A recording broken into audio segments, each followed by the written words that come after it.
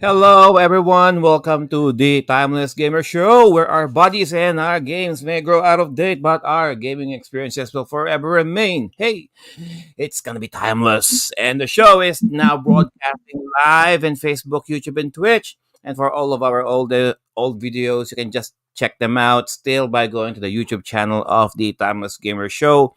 You can also go to our website. It's timelessgamers.com, or you can just go to your favorite audio streaming platforms out there. We are also there. Just type in Timeless Gamers Show. And our appreciation to BitMap Books and Streamyard for making us their official affiliates, one of their official affiliates, rather. And a quick shout out as well to the Retromancy uh, branches, Studio.ph and Shuffle Emporium, and our friends there to the Sega Mega Masters podcast and the Retro Gamers Collectors of the Philippines. Previously, on the Timeless Gamer Show, we discussed our top picks for the PS2, PlayStation 2 Hidden Gems. So if you are curious or interested on the games that we picked, you know what to do. For this episode, episode 109, we are going to talk about visual novel games. And it's a very, to be honest, it's a niche. It's a very niche branch subgenre of the gaming industry, but it has its own core fan base, and they're quite hardcore as well. So so we have for this evening the panel right here. We got Sir Drew. What's up? Good evening, guys, and thanks for having me. And I'm gonna be so pumped to actually be talking about.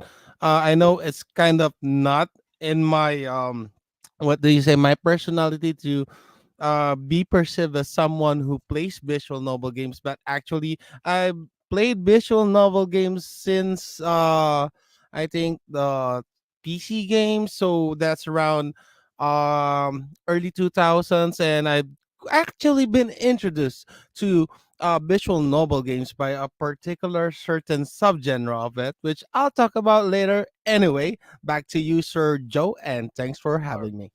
All right, thank you for that, Sir Drew. And okay, we got Miss I. Everyone, welcome to the Timeless Gamers episode tonight on visual novels. I hope you enjoy our episode on this quite, like Sir Joe said, niche topic. And maybe you could also throw in your favorites on the chat down there. All right, thank you for that, Miss I. And of course, Sir Joel Banyagang Native.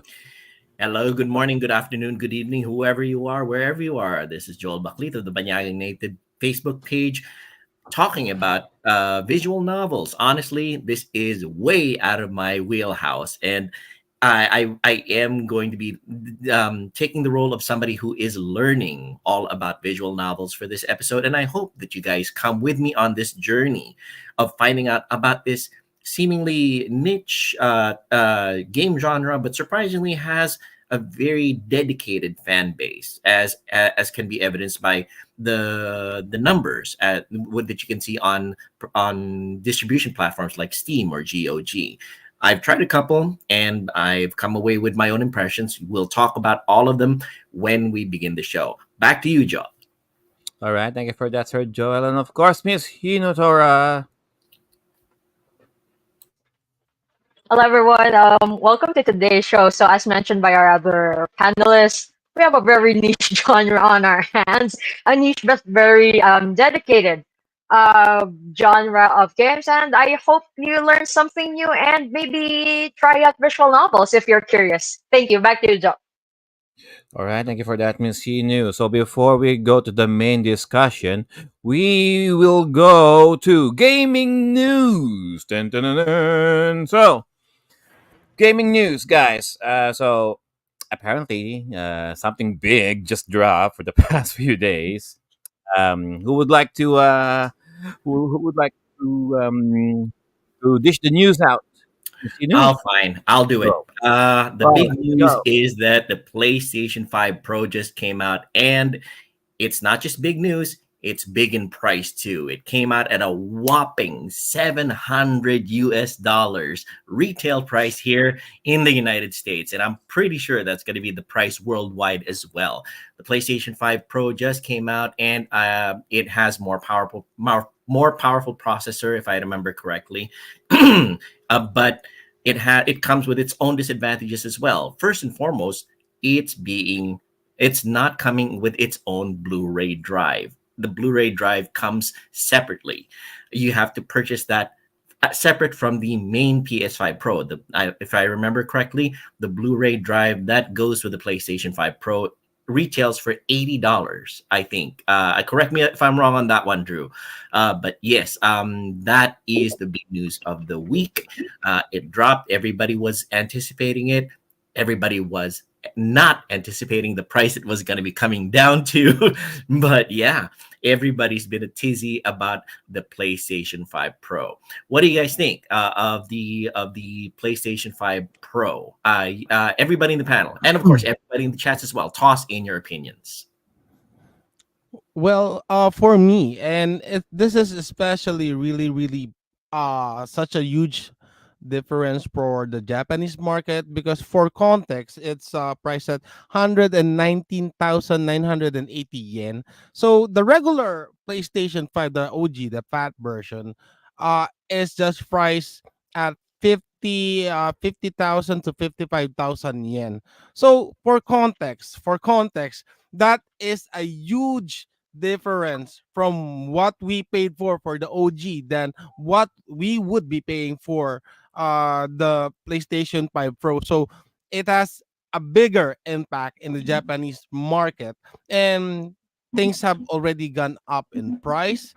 That this drive is already sold out on most outlets, because speculatively, I don't know if it does go, and it the disk drive for the separate disk drive for the PlayStation 5 Slim is gonna work with the new PlayStation 5 Pro. So speculations arise. Everybody which has a mindset to be able to make a profit out of it has been buying the separate disk drive. So I'm gonna cut my input with that. So everybody else, what are your opinions on this news? A common thing that I've been saying is that yeah, the price is way too steep, but I do understand that normally the PlayStation Pro products are catered more to the hardcore fans. So if that like the to the casual audience, it's too expensive, we still have the original releases, the fat and the slim versions. Then another comment that I would like to make is that it's such a shame that they didn't show us new games, because they're always showing us like old games cutscenes, pre-rendered cutscenes from old games, and then when they put the before and after side by side, I can't tell anything apart. I'm like, okay, a little sharpness on one pixel there, but who the hell plays games and you know notices the pixels?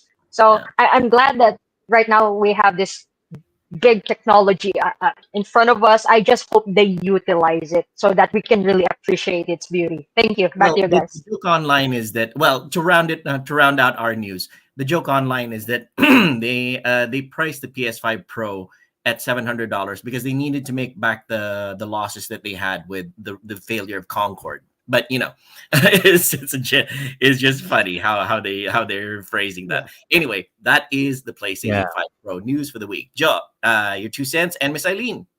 I know Miss Eileen is just gonna, reach into her pocket and just shell out for this one right off the bat. She's been meaning to get one anyway, right? Oh, Miss Eileen's mic is off. Sorry. No, I'm not gonna shell out money for that if it doesn't have a disk drive. No, no, no, Yes. no. Yeah. Ain't got Yeah. no patience for that. It's an absolutely wrong direction. I mean, if they're Ain't pushing this, nobody got time for that. Ain't yeah, got no care for that. there you All go. right. No My disk two drive. cents. I have enough sense to afford a PS5 Pro. I'm unlike these peasants, okay? Although that being said, I also have common sense, okay? The human eye cannot even process above 60 FPS anyway. So why would you even need a 120? All right? for something so little of a technological improvement, you're very much welcome to pay for that much. Okay, not even a disk drive, not even a Blu-ray drive. Everything is separated. Even the freaking plastic stand is separate, is being sold separate. Okay, so Mm. I'm not sure what Mike Cerny was thinking when they released this. To me, this is basically the Xbox One E3 announcement back in 2014. Um, Mm. But to be yeah, fair, I think compared to building a PC with the same Specs. parts specs, the PS5 is definitely cheaper. If you're someone who does a lot of tasks, a lot of things, go for the PC. If not, you're just someone who just likes to play games, doesn't have time to, build a PC of their own, go for the PS5 Pro. And that's something that I've learned from one of my friends in the chat. all Well, right. So for the price, okay. go, um, Mr. Drew. for the price, actually, they gave a very bad comparison to it because they were comparing it to the desktop custom PC or whatever they're comparing it to. The proper comparison for the price point is the recent releases of 450s and 460 gaming laptops. You could actually compare it to the price. You could check Amazon on that, and you could get a decent gaming laptop for that price. Also, Asus ROG Ally X and the Steam Deck. So those would be the proper comparisons for this price range because those are the things that are within the price point. And but also this would not be a good comparison because you can get the Asus ROG Ally X, you could get the Steam Deck, and you could get a gaming laptop and just play with it outright. You don't need a display. So think about it. My You're um anyway. Yeah, my objective thinking about this was okay. Um, when the PS4 was announced, I waited 5 years uh, to buy a unit, and I got a PS4 Pro, and I'm like, okay, what's the difference with the base model? They said, okay, it's a little bit more, graphical improvement compared to the base, and I'm like, with the games that I usually play, with the JRPGs that I play, mostly animated, right? Do I really need that extra boost on the graphics? Coming now to the PS5, okay, with the same games that I have, do I really need that much? Do I need the 120? Do yeah, I need the yeah, yeah. 8K? Do I need the 8K? No. And even if I do get a PS5 Pro, then that means I need a monitor that can Yes, maximize the gaming yes, technological absolutely. specs of the PS5 Pro. It should have at least 120 FPS Yeah, support. It should have an 8K support. It should have at least 122 variable hertz, a variable refresh rate. refresh rate of 122 at least, right? So Yeah, so aside from the PS5 Pro, I need a monitor. I need a and then of course and I'm a physical media guy, so I need an external drive, and I need an external optical drive, and of course I need a stand, of course. So round it all up, sure. So I might as well just wait for a PS6 at this stage, right? okay. I'm gonna have a closing opinion regarding this, and this is I'm just gonna compare it to when the new Nintendo 3DS XL LL was released back then. And when that one released, there are some certain exclusive games that you could only play on that system. So mainly Ain't no Xenoblade PS5 Chronicles. Pro exclusive games announced, right? Yeah, there's no PlayStation 5 Pro exclusive games announced. So when I got the PlayStation 5, the main things that I played here, I played Final Fantasy 16 because as of I don't I'm not sure was it released yet on the PC. I'm not sure. So anyway, I wanted to experience it there because at that point it was exclusively to the PlayStation 5, then I played Stellar Blade. I played Ratchet and Clank Rift Apart. I played the games where I could only experience it at the PlayStation 5. So if the PlayStation 5 Pro would be giving me a game wherein I could only experience it at the for the PlayStation 5 Pro, then heck, I might be changing my opinion right now because for I'll me, change my opinion I right now. Guys, if you want to play Stellar Blade, okay? If you want to see Eve's vagina in 8K glory, then go. Let's buy the PS5 Pro, okay? we could. I'm buying that right now. I'm All right, pre-ordering. Hot I'm setting up damn! It's that. worth the price. I'm putting it in my cart. Okay. This is my card. I changed my opinion. Okay. Everybody should get it.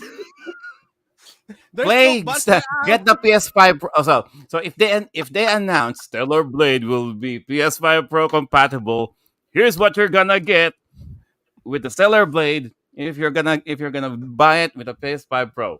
These are the visual and that, enhancements we will show you. Eve. Moving on. Moving on. I think Miss Hino has some level 5 Okay. news.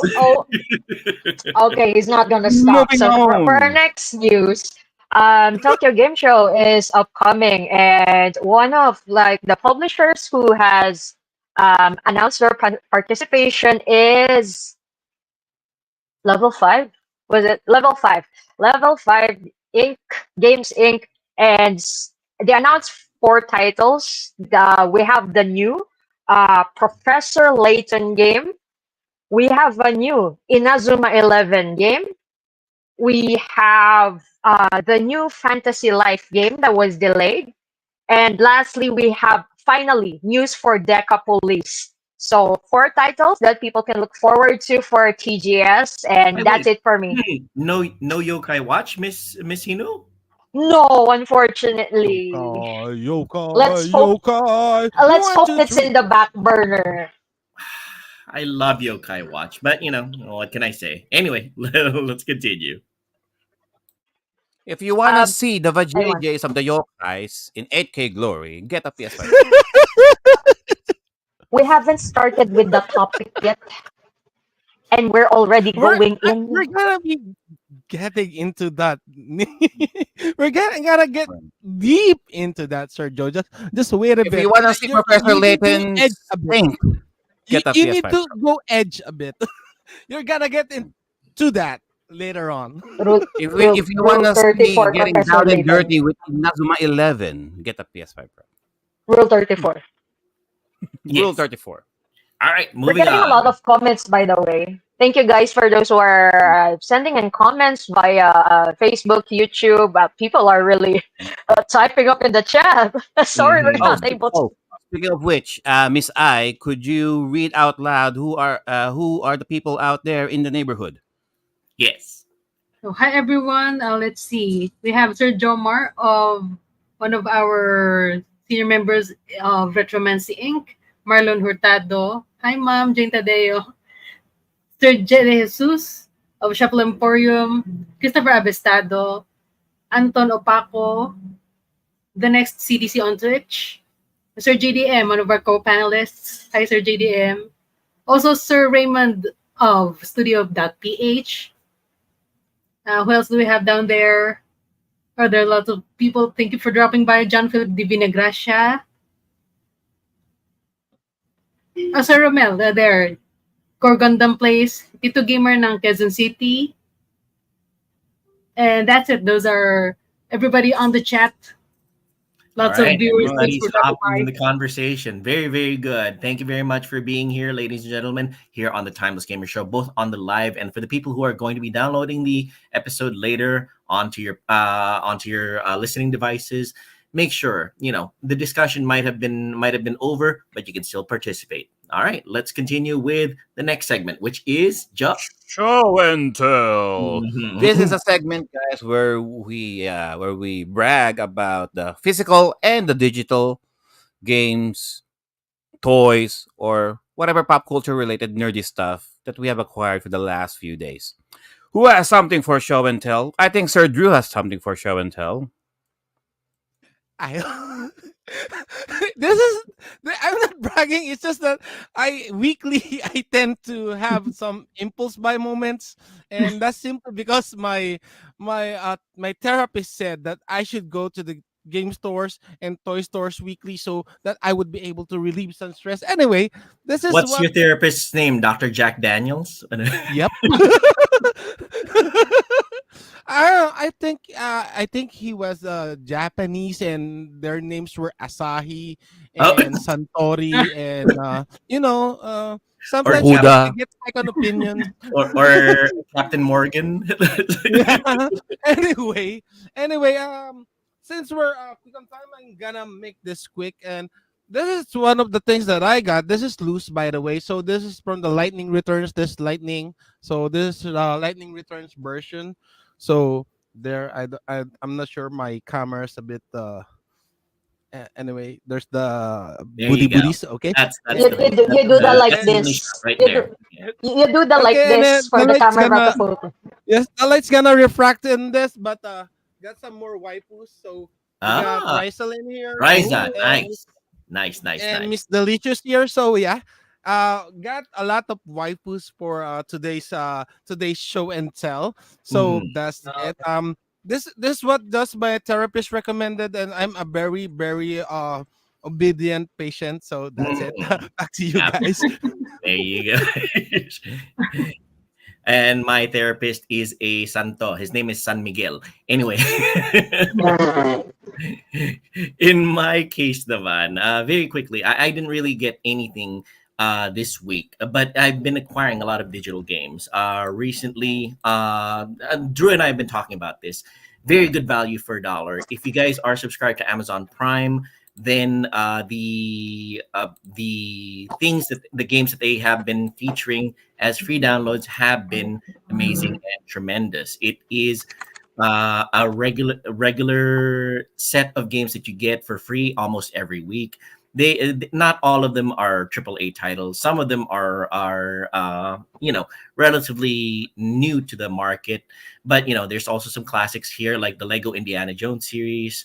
They've been giving out indie games like Kraken Academy or YouTuber's Life 2, which is a management game where you manage your character who is striving to become what you call this a streamer, a famous streamer. Of course, they've been giving out some classics also like Star Wars Knights of the Old Republic and Everdream Valley, which I am really looking forward to playing sometime in the near future. So if you are any kind of bargain hunter, then if you have Amazon Prime, that is the way to go, because you get lots of free games almost on a weekly basis. Also, let us not forget the people who are manning the Epic Game Store, because Epic has also been giving out some really good bangers recently. They've given out a Rugrats, Adventure in Gameland, Tales from the Borderlands. Oh, I love this is a game series, the Sniper series. And if people are into the serious stuff, there's also Trek to Yomi. They've been giving out some really good stuff. I've been collecting them. Hopefully, I'll get the chance to play them sometime very soon. So those are some really good games and really good ways to collect games for free. If you are any kind of bargain hunter like me, that is the way to go. Amazon Prime Prime and Gaming. yes, and Epic Games get great free games. They also have some really good sales lately, so check them out as well. Back to you, Miss Hino. For my show and tell, I have a classic here. You're a lizard, Harry. Chamber of Secrets, second Harry Potter game for the PlayStation 1. I'm also looking for the first game, so I'm gonna be out on the hunt. I received this for cheap because the disc was heavily scratched, so I did some stuff to try and fix it. I There's haven't yet resurfacing fully. machines now, Miss Hino. There's resurfacing machines where you can pay, I think, $5, and then they resurface the whole thing. Mhm. Well, we don't have that here, so I did it manually on my Oh, end. I got some rough grit and some what they call it, Toothpaste. liquid polish something. I okay. also tried that before on different discs, and they actually ran good after that. And one more is I got this very I haven't. No, my brother hasn't played the game yet. It's Wukong, but it, since we can't play the game yet, we got this. It's their special mooncake Ooh, packaging and imported from mooncake. China. And then Nice. they have the mooncakes on the separate boxes. And each mooncake has different designs of the characters that you'll find in the game. And it also has like uh, three Postcards. postcards. Mm. Yeah, three nice postcards since we're not really getting a physical of it yet, or like the physical ones are just comes with a code. I just thought that, hey, maybe I'll just get in this instead, and they look pretty and I can eat the mooncake, so it's a win-win for me. I That's feel enough inadequate. for my show and tell. I Back feel to you Oh, inadequate. guys. so Miss Tino actually so got that means you're gonna eat you're gonna eat the mooncake. Yeah. Yeah, we yeah. ate the mooncake because my brother is gonna be mad if we don't eat it. He doesn't want the food to be wasted. But if it's There up you to go. me, You would keep them forever. Okay. I mean, Keep the boxes. Keep the yeah. boxes. Yeah. Well, Or I feel preserve it if inadequate you can. because I feel inadequate because Miss Hino has the actual Wukong moon cakes. I only get Costco branded moon cakes here, so it's Uh, just still by food. the way, it's Chukimi. Chukimi, it's moon viewing season here in Japan right now. So we're getting a lot of this moon themed stuff. So lots of moon cakes and kombinis. Lots I of just Sailor ate Moon one cosplays too. yesterday. Yes, and I do love viewing moon frequently. Anyway, I that's thought the I season. thought Ah, Drew the was saying that he moon. likes to view The people moon. mooning him. Anyway, The Singular, moon. singular, singular. I'm very what do you say, a monogamous monogamistic. monogamous. So I like looking at full I moons too stress moon. from a distance, from a safe angle, really low angle. Yes, and you can Anyhow, actually be right now. if you look like this, You want to We're put the actually moon seeing hello. right the moon now. right now. Look at Drew's Yes, camera. The moon. I'm illuminating. I'm illuminating the chat. I'm illuminating everyone's screen with my shining radiance. Thank Moon you. so Anyway, moving bright, on. so fine.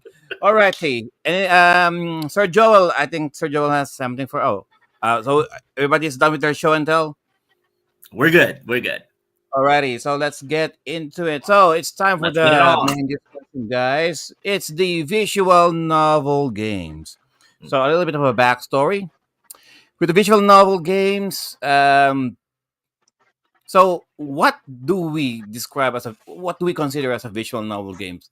Okay, because there's not a lot in the mainstream who tends to brag that they play visual novel games. Personally, I think visual novel games are for those people who are cultured, who have much more attention span, like to take things a little bit easy, um, Nice and uh, slow. nice and slow, to say the least. More invested on the story rather than the The actions. plot. The The plot. plot. We Plot like plot thickens. and we like plot and plot. Thick plots. Okay, thick. We like thick plots.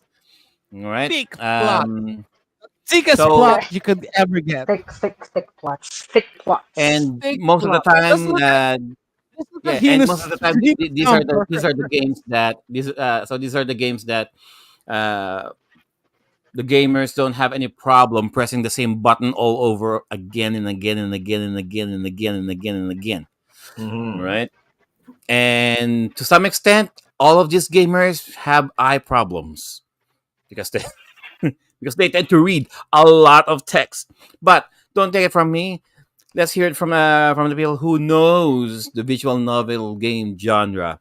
So we got Sir Drew, we got Miss I, and of course the main lead for this episode, Miss Hino. So take it away. Hello, everyone. Good morning, good afternoon, good evening. This is the visually impaired visual novel enjoyer, Hino Otora, and I'll be your captain for today. Yeah, so as mentioned by everyone earlier in the start of our podcast, visual novels is a really niche genre. not everyone knows it. People who know it know the raunchier side of it. Others may know it via anime. Certain anime are inspired from visual novels, certain games. Certain animes are turned into visual novels. So um, let's start with our topic for today, and I hope you guys enjoy. I have some slides here. Actually, I'm not sure if it's gonna like show up. How do I show this? There you go. Y'all, can you see it? So visual Yeah, we covered. novels, interactive storytelling. So what are visual novels? Well, to put it simply, it's just like interactive books or choose your own adventure books. So if anyone remembers the books from like the 80s, the 90s, wherein you have a book and then like an ogre appears, what are you gonna do? So it's like D&D in book format. This one is just the game format of it. Um, if you can also remember, I have here some examples. We have on the very left corner, we have the Dragon Age, wherein you have dialogue options. You can choose answers. We also have the Telltale games, the ones who made the Walking Dead games, Wolf Among Us, etc. We have Batman. And lastly, we have Detroit Become Human from, was it Quantic Dream, the name of the developer? So these are also kind of like choose your own adventure games. So, what makes visual novels different? Let's go on to the next slide. Oh, for starters, let's go on ahead.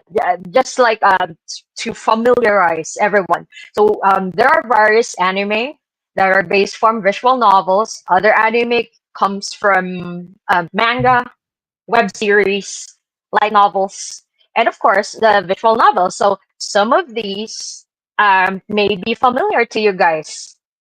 So we have Steins Gate, a story about a group of geeks, nerds in Akihabara, and they accidentally, discovered time travel. And now they effed up the timeline, and it's up to our protagonist to, fix the timeline. This is considered as one of like the top rated anime according to my anime list, and as well as one of the top rated visual novels according to Visual Novel Database. So next we have Clannad.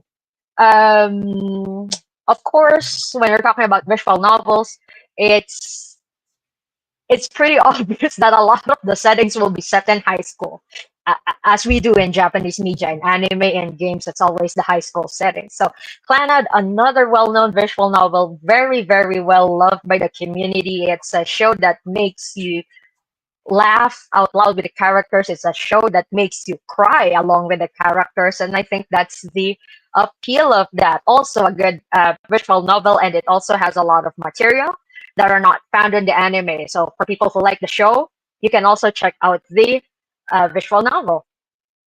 Next, of course, the ever popular Fate Stay. I have a story for you guys.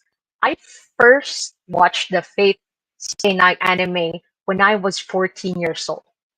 My friend had this fake DVD. I borrowed that fake DVD. Now, me being the nerd who loved to read books, oh, what's this? Oh, there's like a battle royale, and then these mages are gonna like summon heroes of the past, people from folklore, people from like the myths, legends, etc.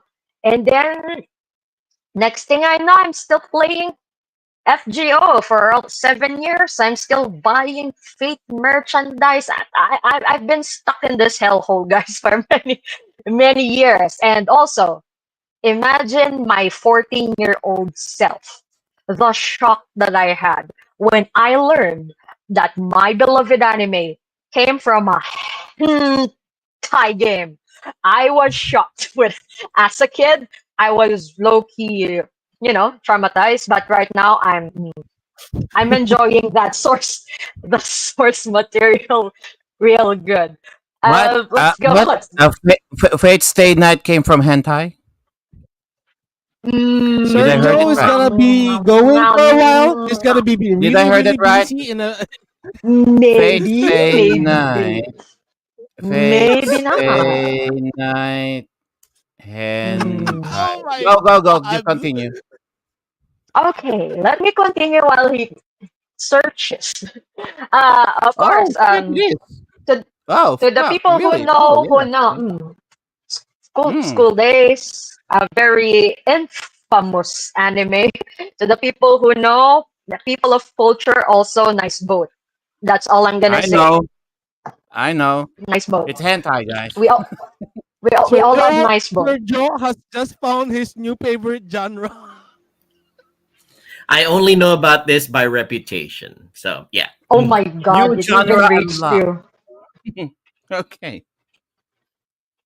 Next, okay, let's go on ahead to the different genres of visual novels. So, so we have here the nerdy stuff. In actuality, a lot of people categorize visual novels to very, very different categories. Novels, adventure novels, dating sims, science adventure, yada yada yada. So many terms.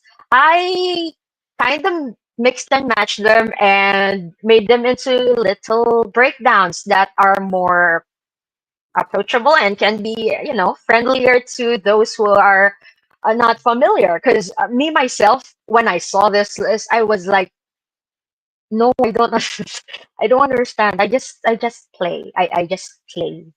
I play VNs. I have fun, and yeah, that's it. Next, okay. So for our first category, we have the kinetic. Excuse me, visual novels. So kinetic is just like a book. You read from start to finish. The story is very linear. There are no dialogue options, no choices for you, or maybe very minimal choices. The ending is gonna be the same. Maybe there's two endings, but that's it. Very, very straightforward story. So to those who wanna try out visual novels, maybe you can give these out for a try. Narciso. Narciso, I think, is free on Steam. You can play it. Narciso 1 and 2 is in there. It's about the sickly girl who is at the hospital. And then he meets this older guy who's also at the hospital. And take note, they're staying at the ward where people are, terminal already. So you see this short tale about those two characters. So Narciso, but yeah, be warned, trigger warnings, proper trigger warnings to everyone. Of course, we also have the When They Cry series. In particular, we have Higurashi, who's also infamous anime. To the squeamish, there's blood gore in the show, but there are also censored versions. I personally haven't read Higurashi, and it's more of a longer visual novel, so be warned.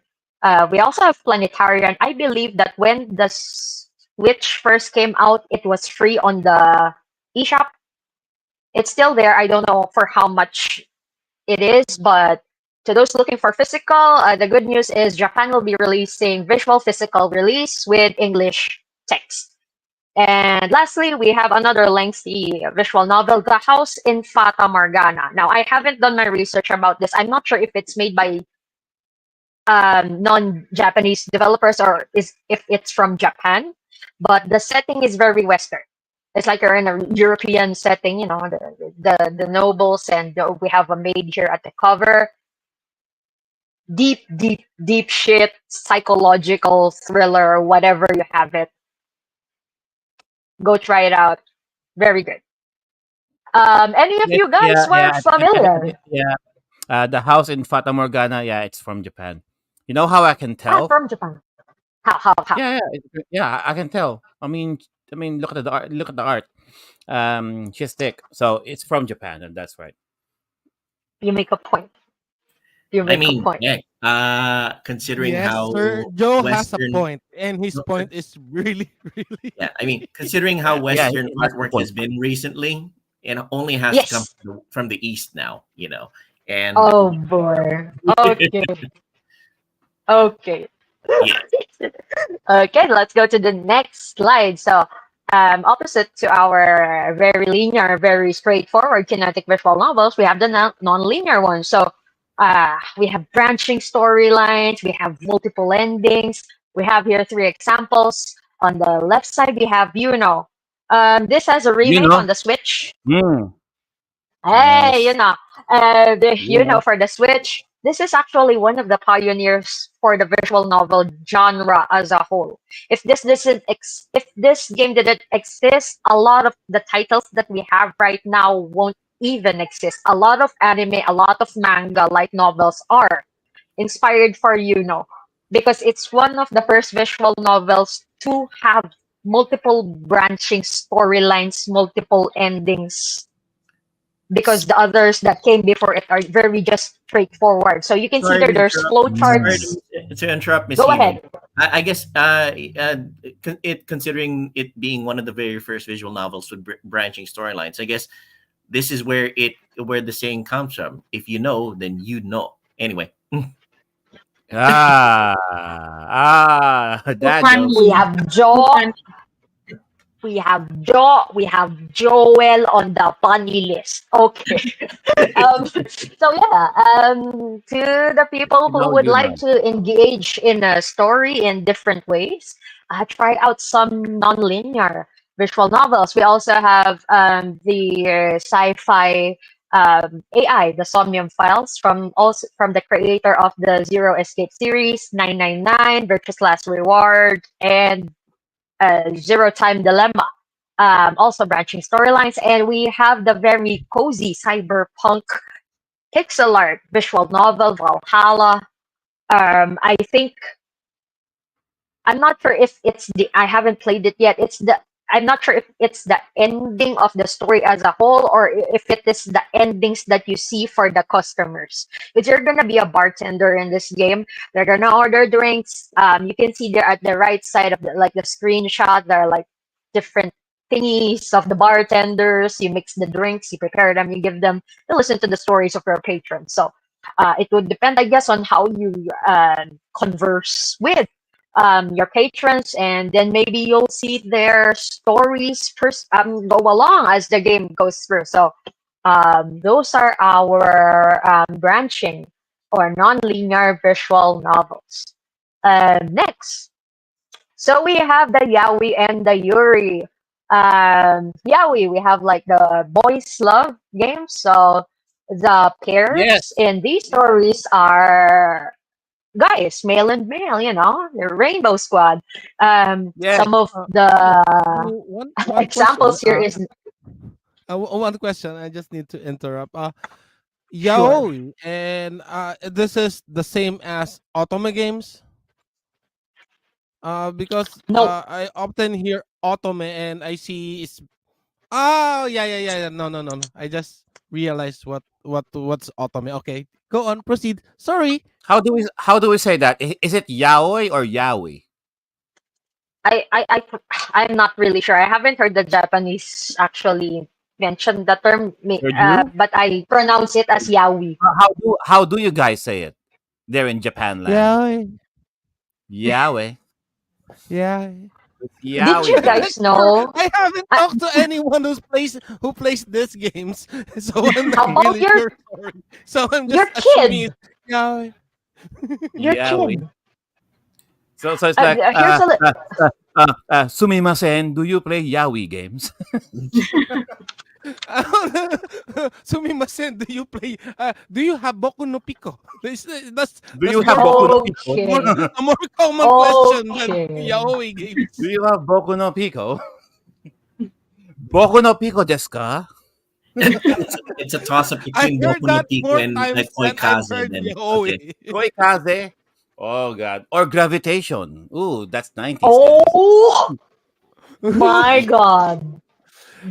If you're Gravitation. gonna go that route, Sir Joe is gonna be he's gonna be buddying us on that topic, Future topic, guys. and he's there for the ride.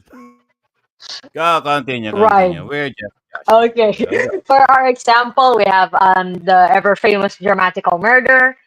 We also have a Steam game, Room Number 9. And lastly, we have Tokyo Onmyoji. So yeah, pairs, guy and guy. Some are also set in like the feudal setting. We have futuristic, and then we have the slice of life. And opposite for Yaoi, we have the Yuri, which is girls' love. So it's girl on girl action. We have Girl on Nurse Love girl. Yes. Addiction. Mm. Oh, Nurse Love Addiction, the Flower Yes. series, and Kindred Spirits on the Roof. I believe you can find everything on Steam. Um, a note to our viewers: not all visual novels have the 18 plus scenes. The ones on Steam are the all ages version. So, if you want to play the visual novels with the steamy scenes, ironically, you can't find them on Steam.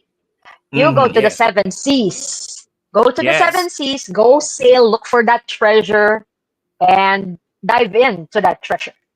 There's gonna be a If you, penguin somewhere. if you guys want sword fights, go. If you want to have scissor fights, it's also available as well. Mm, Now, good it's advice. either sword fights or clam battles. Anyway. Yes. Oh, Bam battles. I actually, as from the intro of this particular episode, this was what I was saying in regards to how I discovered visual novel games. It's from the Double H games. So Double H games, one of them stands for harem, the other stands for the cultured H, the hentai games. Hentai So, Haven.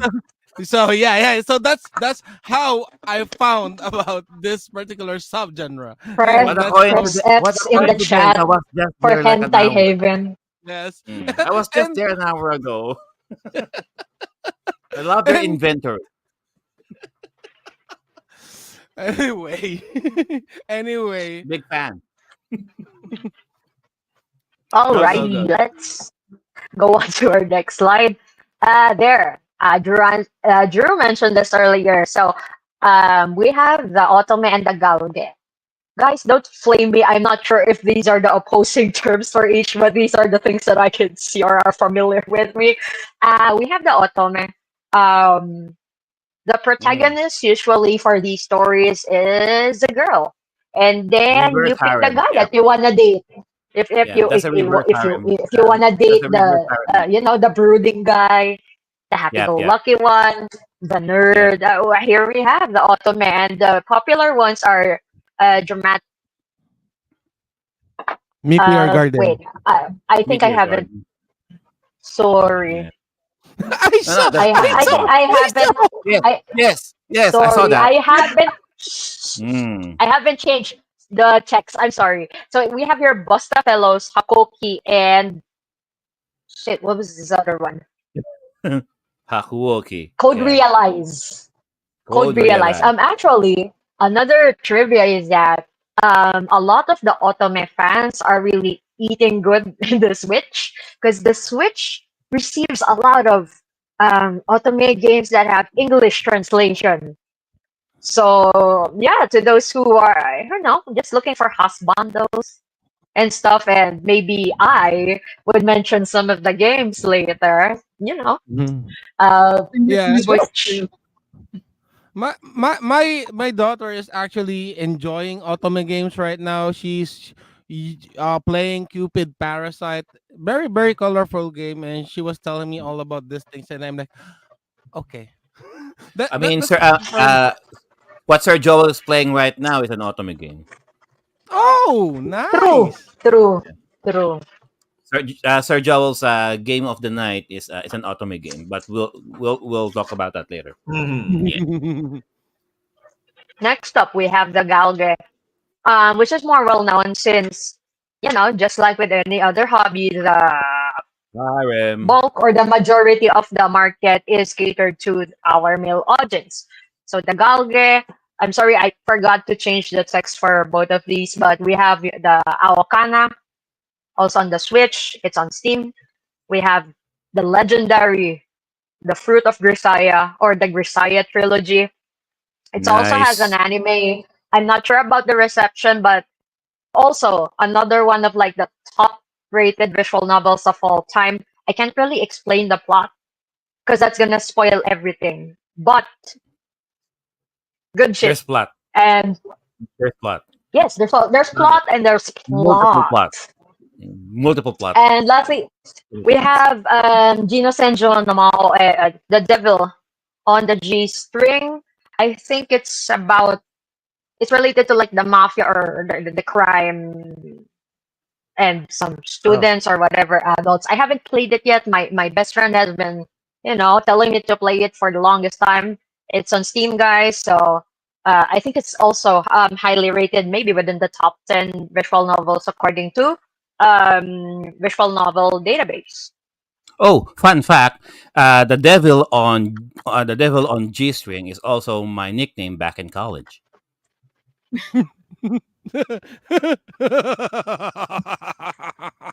Continue. Oh, so that's that urban legend that you go down that dark alley and anyway. Sir Joe's gonna be on I, a trench coat. He's gonna be waiting for you. It's like, are I'm you not gonna ready for ask. this? No. Are you ready for some sweet music? Okay, never mind. What? G string instrument. Next slide. Of Okay. course, the well-known side of visual novels. We have the Bible, God, erotic. Request, and White Album. Every Every uncle, Top every choice. Top uncle choice. every from the Top everyone's choice. 90s. first guy, the legendary Bible Black. I haven't played it. I wanna play it. Hmm. We also have Mm. the Nice very reading very there. I do famous like that. Mm. Rand's Play this. Runs. Quest. It has Runs, a lot of yeah. games. I don't know how many Rand's games are out there. Over 10. There's also a Mm. 35th anniversary release that they announced last week, Ah, I guess. release.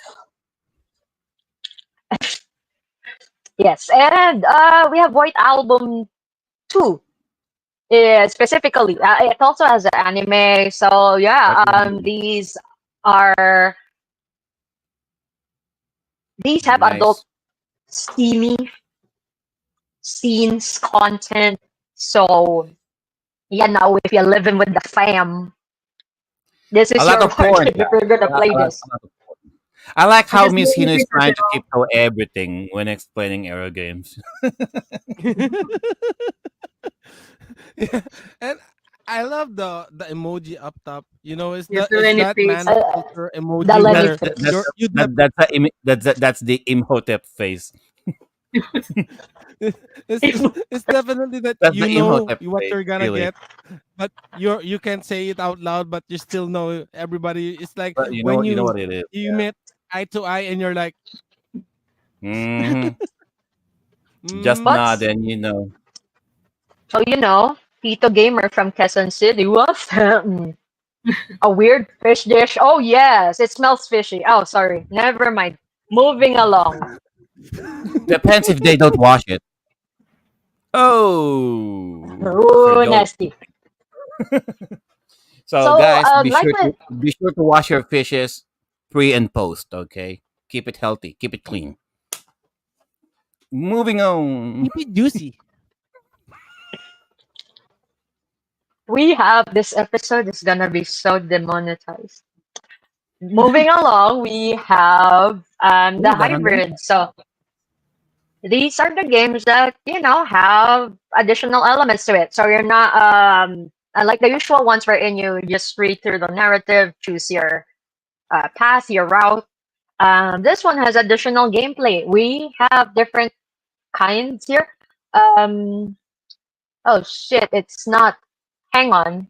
Uh, I'm gonna try and see if I can, because I have videos. These are actually video links, and it's supposed to, it's supposed to play, and it's not playing.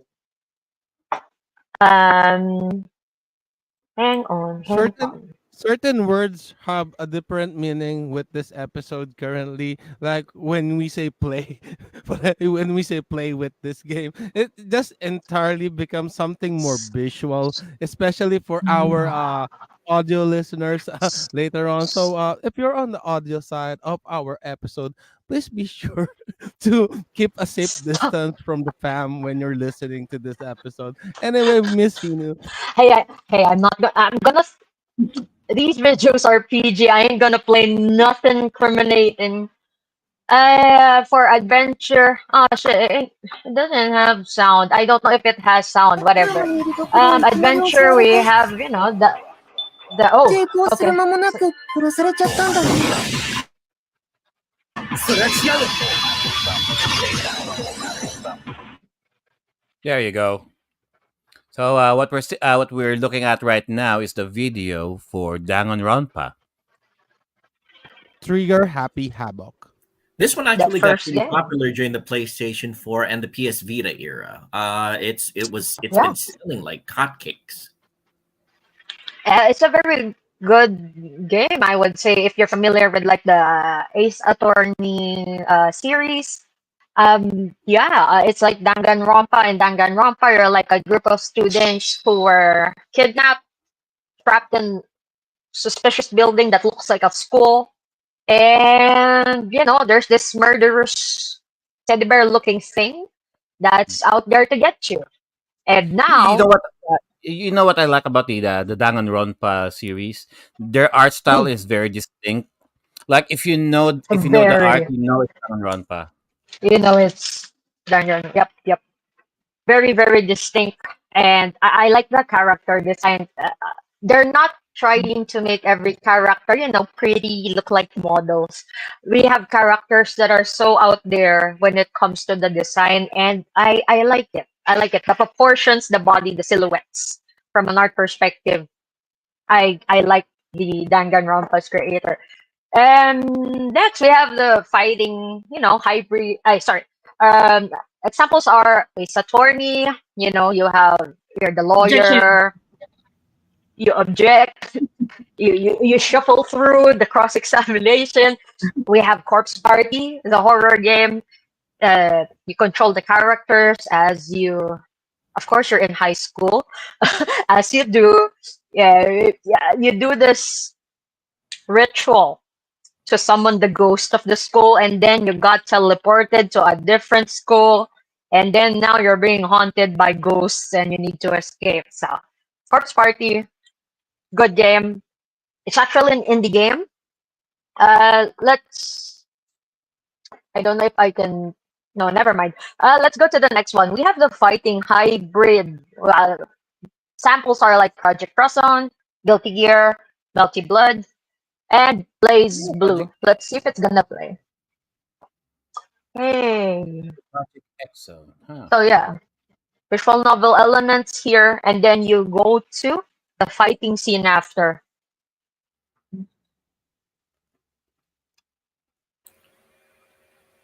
Oh, Blaze Blue. Okay. So as long as there's a lot of reading, it's considered as visual novel. Yeah, one can technically say that. Okay. I So mean, I guess turn-based games can technically be considered as Yeah, turn-based right. RPGs can fall into that category yeah, too. yeah, technically, and it's a very fluid genre, I would guess. I don't have to be strict on whatever, but I would say that the difference would no, you also read a lot on RPGs. Never mind. But oh well, we have the hybrids. Of course, we have the Yeah. puzzle for people who want, to tickle their little gray cells. We have the Zero Escape games, AI the Somnium Files, Hotel Dusk is also considered one. Where is our remaster? Too bad that the company is already it's gone. So here, Zero Escape. Still no sound. Uh, So so what do you say? Nonary game. Huh. What the hell is a nonary game? God damn it! Right.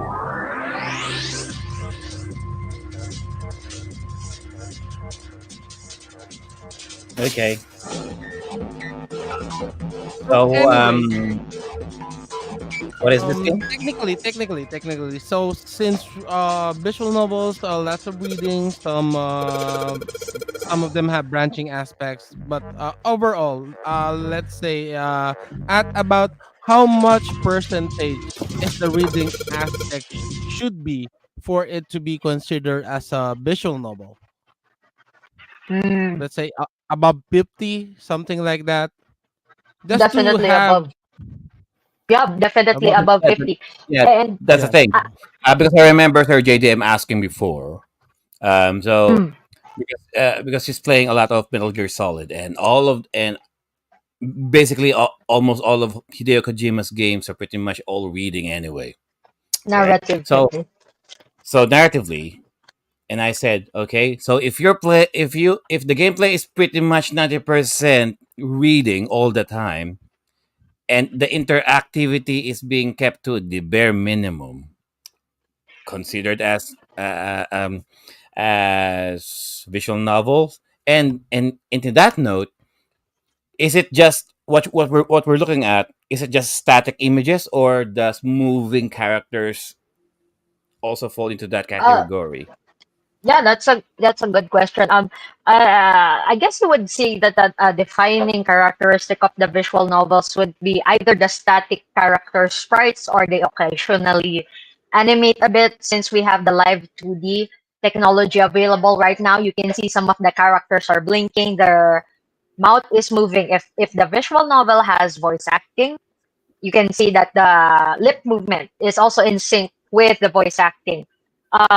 Sometimes there are visual novels that has the 3D models.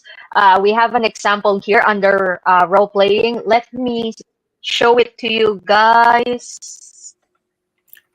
Well, that's the nice thing about Messino. Now, the thing about So it is we are learning a lot about this right now. Anyway, continue. here, 3D. We have here the 3D character, and this is kind of dungeon crawly. The the title is Zanki Zero. Unfortunately, we don't have an official English release for this. Yeah, Ah, but So okay, is that's this been it's called. an English an sub, translation? so it's easily understood. So This it's is like a a dungeon yeah. crawl. Okay. You could say that Persona is kind of like a visual novel because Hmm. you're romancing the girls. You have a lot of dialogue options. It just has the dungeon crawler elements. Here's the battle on Zanki Zero. It's just I guess it's just clicking. I'm not really sure. I really want to play this. Maybe Hmm. I'll look for Japanese copy. There you go.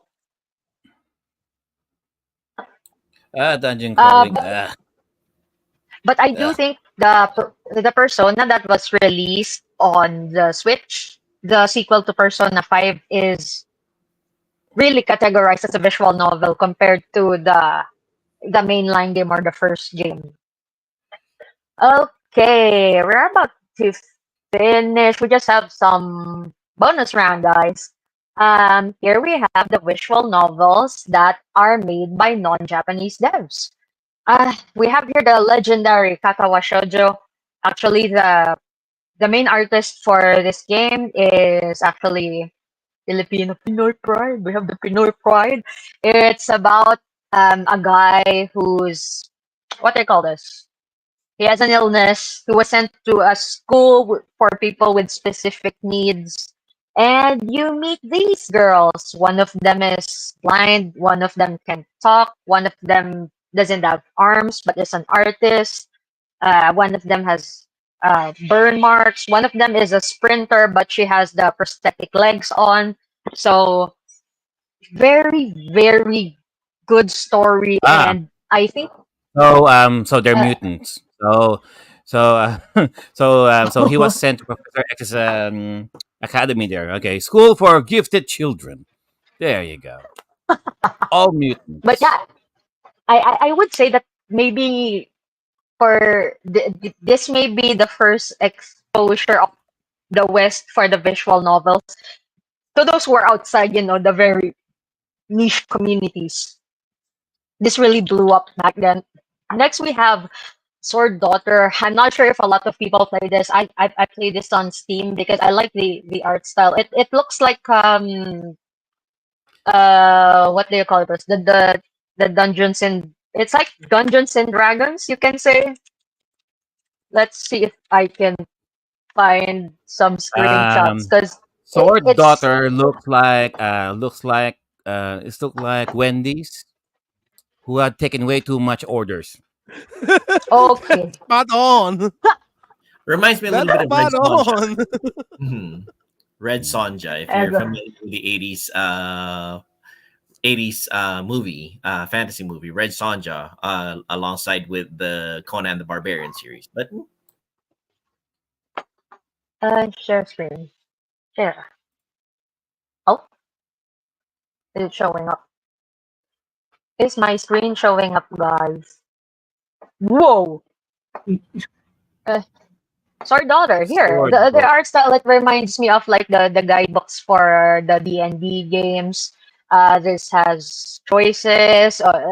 You go inside the cave. You turn left. You turn right. Has multiple endings, and I love me some Western fantasy more It than looks like any Eastern MTG, fantasy setting.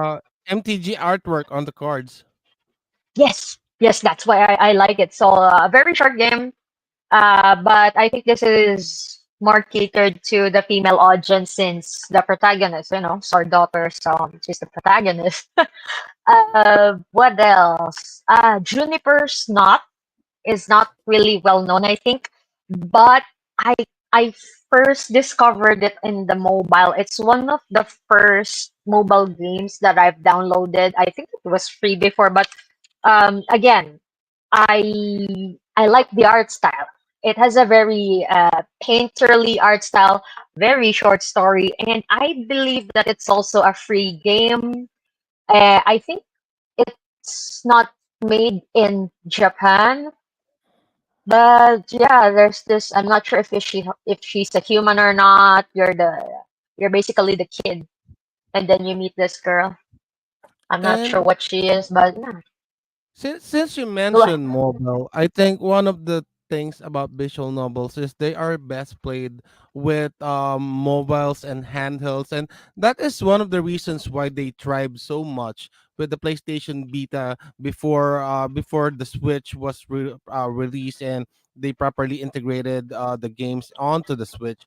But the visual novel genre actually kept the PlayStation Beta alive even after Sony has pulled the plug on the system after they have stopped supporting the PlayStation Vita simply because it is a handheld device. It is easily the best place for the visual novels, the developers, to be able to publish their games on there. It has kept the beta alive so much that I think a great percentage of the PlayStation Vita is all about visual novels. Anyway, back to you, Missina. Yeah, I do agree. Actually, one of the reasons why I got a Vita was for the visual novels, and now I migrated to the Switch and also the Steam Deck. That's why I also got the Steam Deck so that I can play the visual novels that are out there on the Steam. So to those who have a Vita who would like to check out the visual novels, plenty in the Vita library. Let's going back here. Uh, Doki Doki Literature Club. You're part of a literature club and you meet these which girls which and actually just Monica. recently got a re-release, if a release on PlayStation 4 and Switch, if I remember correctly, Messina, correct? It Yes. it it it did, but playing this on the PC is all it's like you're playing 4D chess.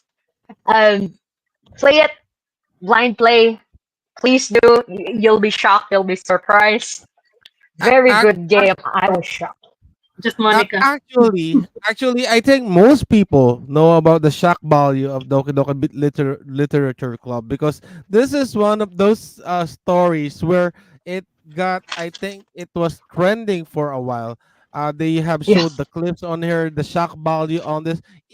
Even my two kids know about the story of Doki Doki Literature Club. That's how Oh my notorious god. it got. The information regarding the plot twist got out. But here at TGS, we don't spoil things. If you want to know what I was talking about in regards to this, search at your own time, because we do not spoil things here Well, at actually, AGS. we do, except that Oh, we do. we have a statute of limitations. Anything that is more than 10 years old is fair game. But if I remember correctly, Doki Doki Literature Club came out in 2017. I could be wrong on that. So Mm. statute of limitations still applies. Anyway, continue. For best immersion experience, PC. If you guys have a PC, this is mind blowing. I think they did something so unique that it really shocked everyone. Lastly, for BNs by non-Japanese devs, we have the letter or visual novel, which is actually developed in the Philippines. Yes. The main writer of this one is actually my schoolmate, the one of the what they call this, the programmers was my former workmate. The one of the producers was my for I know people since I used to work in the gaming industry. Yeah, for my former workmates. I think it got pretty good reception. That I was looking for, some spooky VNs. I'm not sure how many spooky VNs are out there, but to those who hasn't tried this yet, please go and check the letter. It's available on Steam, and I think it had a limited run release, which I think is, quite a feat. That's really good. Last slide. We have wacky games here. Aviary Attorney. Think Phoenix, right, but with birds.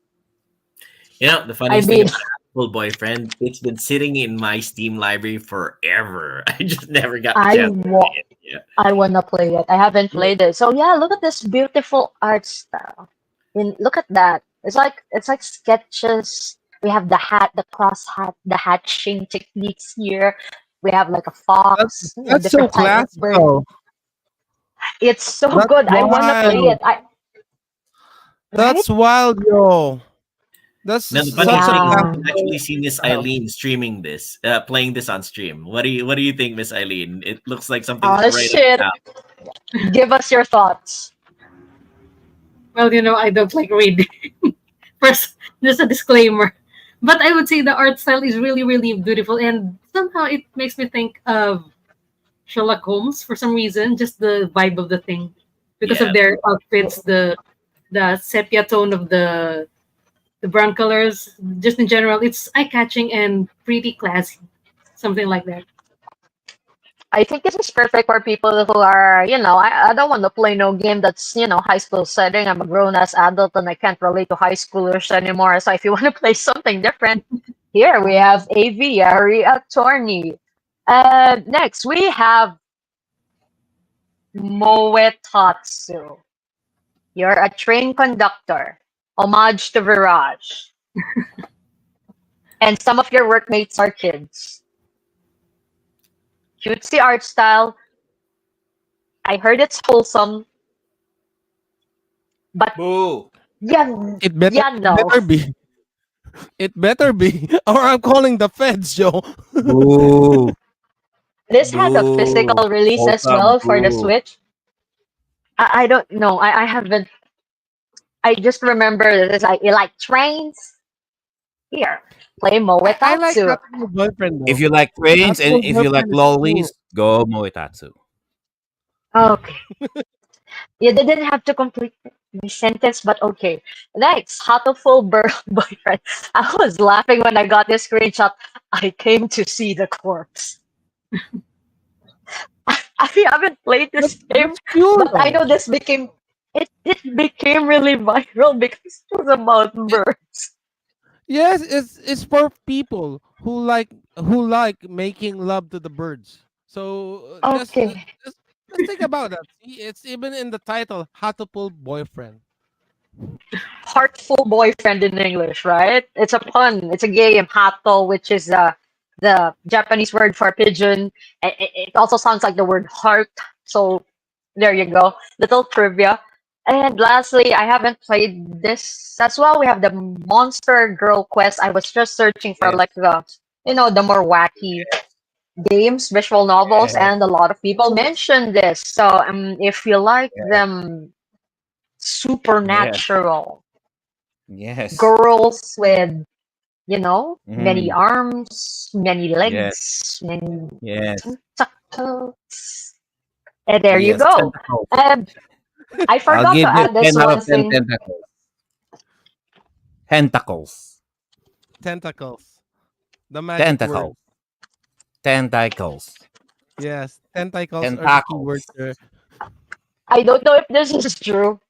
This was something that it's otome game, so it's catered to the ladies. You pick one of these lads, and I don't know if this is true. They're like based Is from it like, poop.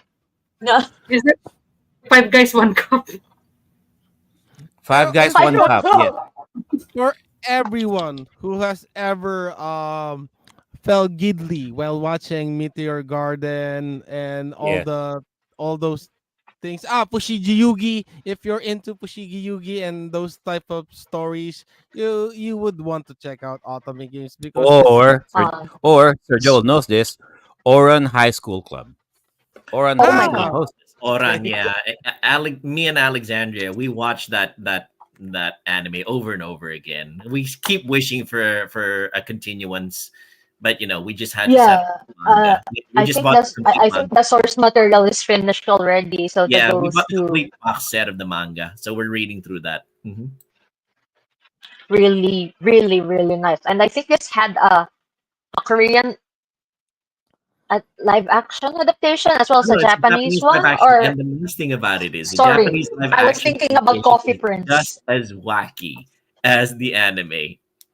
I highly recommend it. Really? Mm. Yeah, Or I if you hear guys some want, nostalgia. there's another one. It's Fruits Basket. You guys know that. If you wanna Fruits cry, Basket. Nissan loves that one. Yeah. Mhm. my my sister actually asked me a question. She was like, "What are some shows that you think that if you rewatch them, you're not gonna find them as special as you did when you were a kid?" And then she mentioned Fruits Basket, and then she's like, Oh, when she I got was a kid, another she was one. intrigued and shit. And then right I now, got when she another one. rewatches, it was like, okay, why should I cry about with these characters? She Um, was already I got another jaded. one. Clump High School Detectives. Um, Oh, Pretty Boy Detective Club. Yeah. Which I was don't know actually the second mentioned one. right now by Tito Gamer ng Quezon City. Pretty Boy Detective Club. Thanks very much for that, Tito Gamer ng Quezon City. Yeah. Clamp High School Detectives. Yeah. I remember that show. I actually AXN.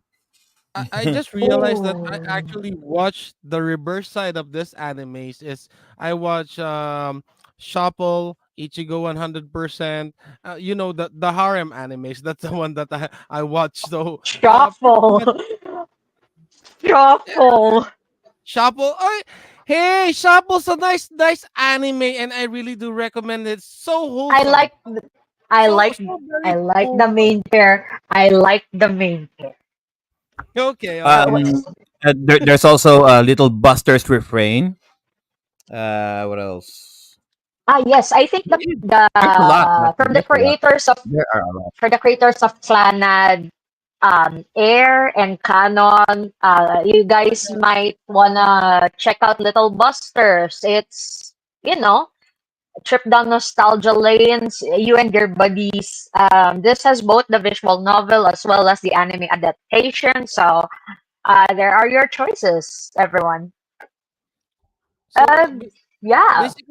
basically, if you want to try a visual novel, is just think of one of your favorite anime, check it out. If it has a visual novel, there's a very high chance that it might have a visual novel. So there you go.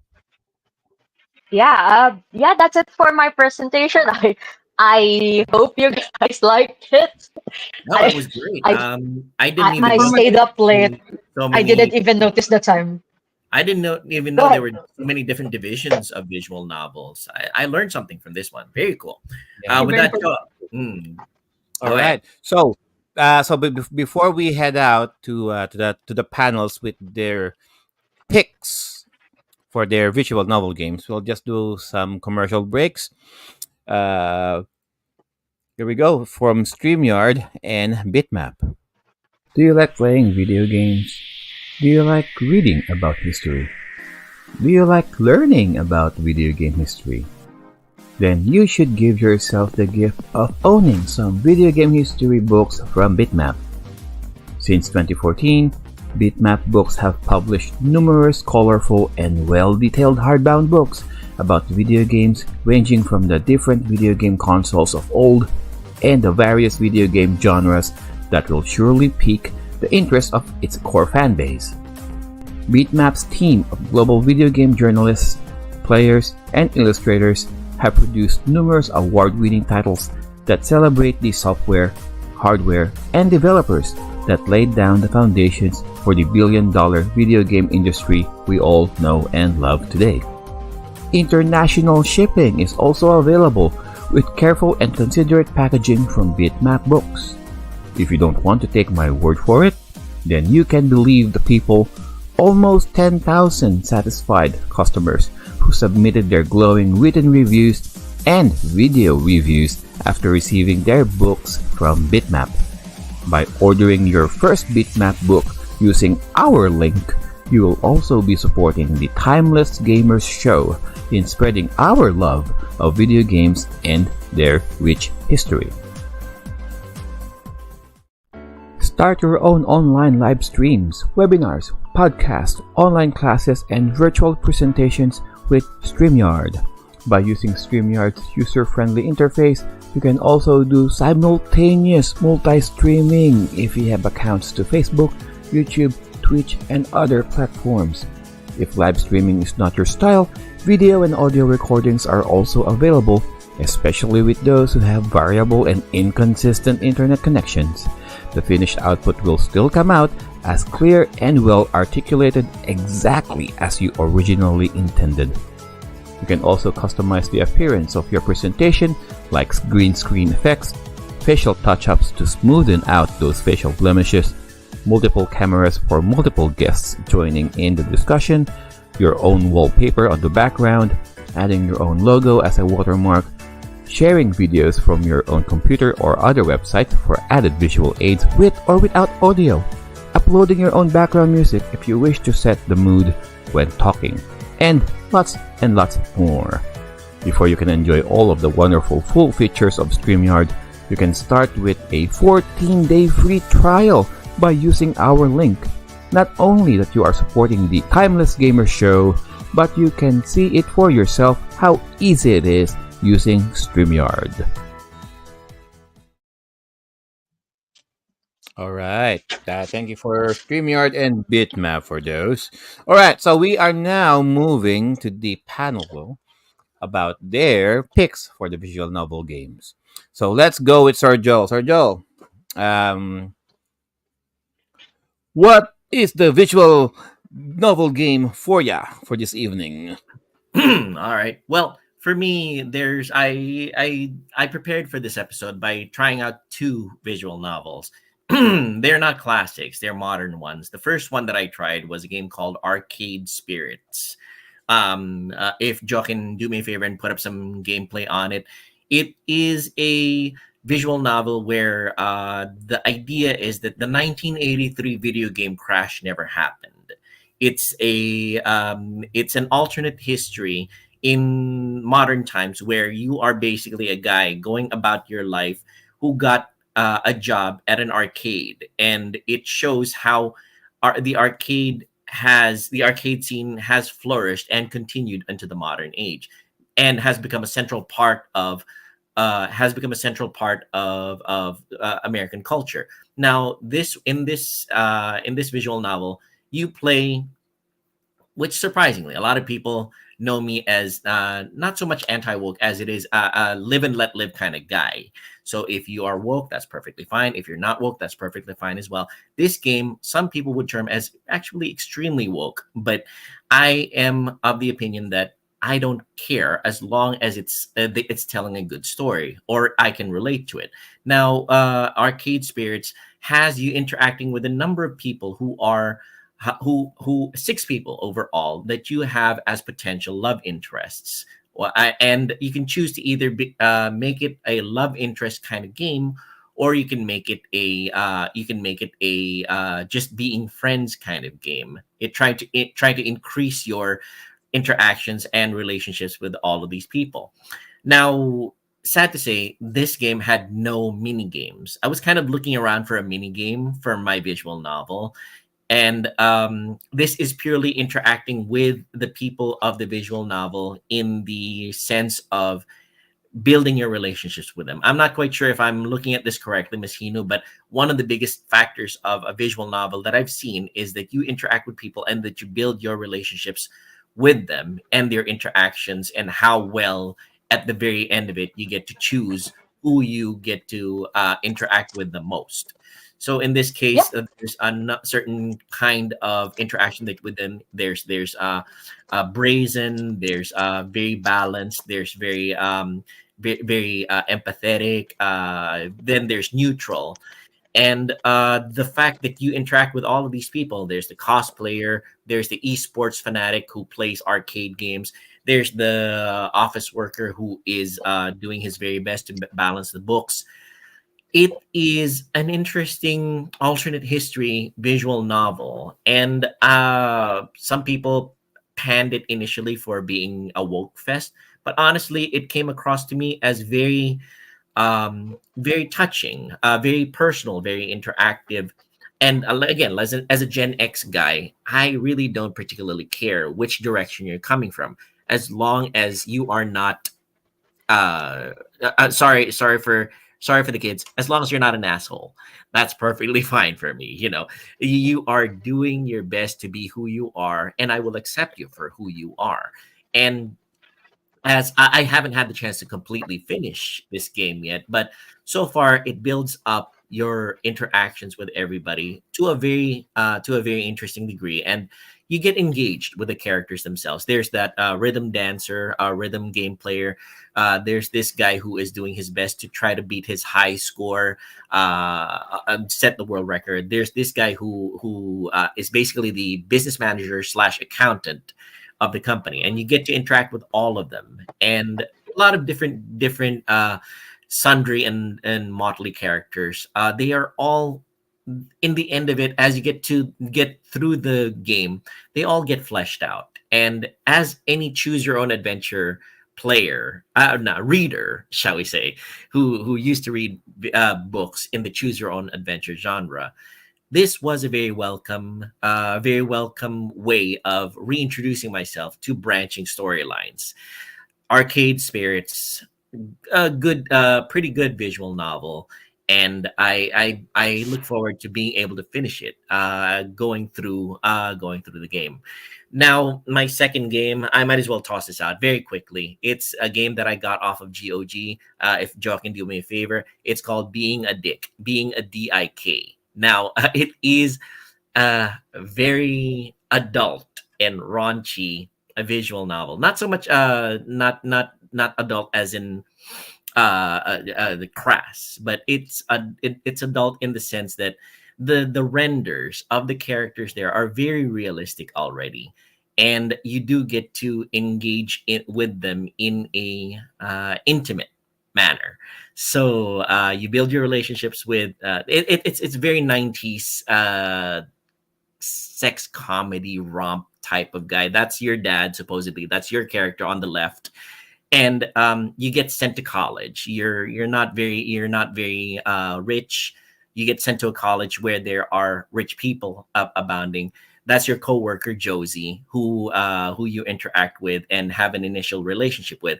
But the difference here is that you build your what they call the dick meter, DIK meter. Yeah, to the extreme left Ah, there's meter, you become a dick, and to the right there is what is they that call what we call it? yeah, exactly. DIK meter, and then it's chick meter. So if you Yes. want to become an utter psychopath, you go to the left. If you want to become an empathetic, nice guy, you go to the right. Most guys tend to go in the middle zone. but that kind of limits your interactions with the ladies as well, because of the fact that you tend to see the scenes, the interesting scenes, when you go either way to the both directions. You when you Right. stay in the middle, you don't get to see most of the interesting stuff. You Right. go So either. either Mm. your dick to the left or your dick to the right. Yes, Go. exactly. Yes, that's true. So that the thing. Mine leans It's to the very left. the pictures are very static, small movements. Eye flutters, mouth movements, and everything like that. Most of the time, you see it from the first person view, and the choices once you get to them are actually kind of substantial. You have to make choices that will affect the rest of your gameplay. I think that might be also one of the things that is a highlight of visual novels, right, Messino? Na if you make a choice, you're kind of locked into that choice until the very end Yeah. of the game. So that is Yeah. one thing. So I haven't delved as far into this game as I can, because I can't play it during daytime because the wife and daughter are in the back. Ah. Yeah, yeah, but yes, in general, this one has been between the two, between Arcade Spirits. Arcade Spirits is a very personality centered kind of visual novel I've encountered. But being a dick is very, if you are looking for that old 90s 80s sex comedy kind of film vibe, this is the one to play. And it's not done yet. I'm noticing one thing about some visual novels, Miss Hino, that they are episodic. Some of them drop Yeah. particular episodes, and Just like Telltale. exactly, you have to download them and play them as they come out. Being a Dick is one of them that you have to wait for seasons as they come out. And it sounds like it is going to be a fun series. Oh, eventually once I complete it. So those are the two visual novels that I played. Arcade Spirits, very personality based, very interesting storyline. Being a Dick is a very visual novel. And you want to unlock all the scenes and collectibles that you can find in the game. Those are my two visual novels for this episode. Back to you, Yeah, I want Messina. to unlock something right now. I knew it would be up Joe's alley. That's Mm. my recommendation, actually. Yeah. Mhm. Thank you for actually mentioning Arcade Spirits. It was something that I was eyeing on the Switch because I was looking for the visual novels that are available in English on the Switch, and then I saw that, and then I was like, hmm, Well, how surprisingly, am you I do get supposed to invested. feel about this? Yes, you do get invested in the characters. That's one thing I've noticed As about the visual novels. Personalities and characters are first and foremost. They're at the forefront of what a visual novel is. You get to know these people. You get to Yeah, if you don't feel like the characters, you're not exactly. gonna last. You're not Mhm. gonna finish the thing. There you go. That's it. What do you call this? Uh, yeah, I was wondering how I was supposed to feel about if you're looking at it visually. We mentioned this. Unfortunately, you're gonna know if the devs are, not from Japan because the aesthetics of some of the games are very, very different. So you're gonna know that. But yeah, if you're vouching for it, then I can give it a try. I'd say yeah. But Yeah, for you, Miss Hino, I'd say give Arcade Spirits a try. It's very, the storyline is very nice, and for us gamers, it's close to our hearts. What if the 1983 video game crash never happened? And this is something of an alternate history on that. As for Joe, go get Being a Dick. I think you're gonna enjoy it. I mean, Oh, I guess actually, Sorry, Joe. Go ahead. no. I mean, I'm thankful for Sir Joel because I was hesitating if I should even consider showcasing one of my visual games because I'm not sure if it's appropriate for the family show that the Timeless Gamer show it is. I think But this is. We, more are on that we a later. family show? Sorry, I We are wasn't a family informed. show. We are a family show, guys. Believe it or not. All right. How about Miss I? Do you have Sir Joel? Are you finished with your I'm are you good, finished with yeah. your check? But then again, we are a family show. We also have to consider that adults are part of the family. Like I always say, breastfeeding is best for babies. it's also best for daddies too. Anyway, continue. Up to Absolutely. decades. Absolutely. How about Miss I? Go, Miss I. What you have? What you got? So my first choice is something that I thought everybody could try because, like we said earlier, this is a niche genre. So this is something for everybody. It's called "I Love You, Colonel Sanders," a Finger Licking Good Dating Simulator. Oh, Amusingly, we this were me and my kids were talking about this game earlier. I was trying to explain this to my wife. Anyway, sorry, Miss Eins. That's Now I want to get Go, KFC go, for go. lunch. Anyway, continue, Miss such Eileen. a big coincidence for Brought to this you one. by Anyway, KFC. I'm actually glad that Sir Drew knows about this because so that I'm not talking here and nobody understands. So this game was released in 2019. The developer was PsyOp, and the publisher is actually KFC. If you can see on the Steam, Daddy. they said KFC. Mm. So in this Daddy. game, you are a student at the University of Cooking School Academy for learning, and it couldn't decide whether it's a uni, a simple school, or an academy. Um, The art you is cute. right? It's very like you said earlier. You Oh, need is to that be a in JoJo the reference? Reminds me of JoJo's Bizarre Adventure. There you That's go. JoJo's reference. Right? yes, How the very guy. JoJo of it. Yes. So the characters are very interesting actually. The one in the middle is Miriam. She's your best friend. The one on the left is Ashley, the arch rival. Van Van is on the right, the JoJo physique type guy. Then there All are of them other are characters. JoJo characters, actually. yeah, all of them are I, JoJo. I only recognize the style on the right side. So there are also other characters. There's Pop, the kid. This is actually like college, but there's maybe this student genius. And there is, I'm not sure if it's going to be introduced here. You're going to meet Harland, aka Colonel Sanders, who's looking like a matinee idol like that. He doesn't look old. And the one in the middle is the professor, Professor Sprinkles. So you can see Look why at there's that waistline. that makes and everybody could appreciate this because I guess everybody knows KFC. So I chose this game. Like most visual novels, there you have the text and the sprites. They're not necessarily moving, but maybe small animations like the blinking like that, smile. This game has a really funny script that everybody can enjoy because it's I'm not sure if it's corny, but the actually the drawings as well, they really make me want to get KFC right now. And there's not only the chicken there, the mashed potato. There are other stuff in there, other types of food.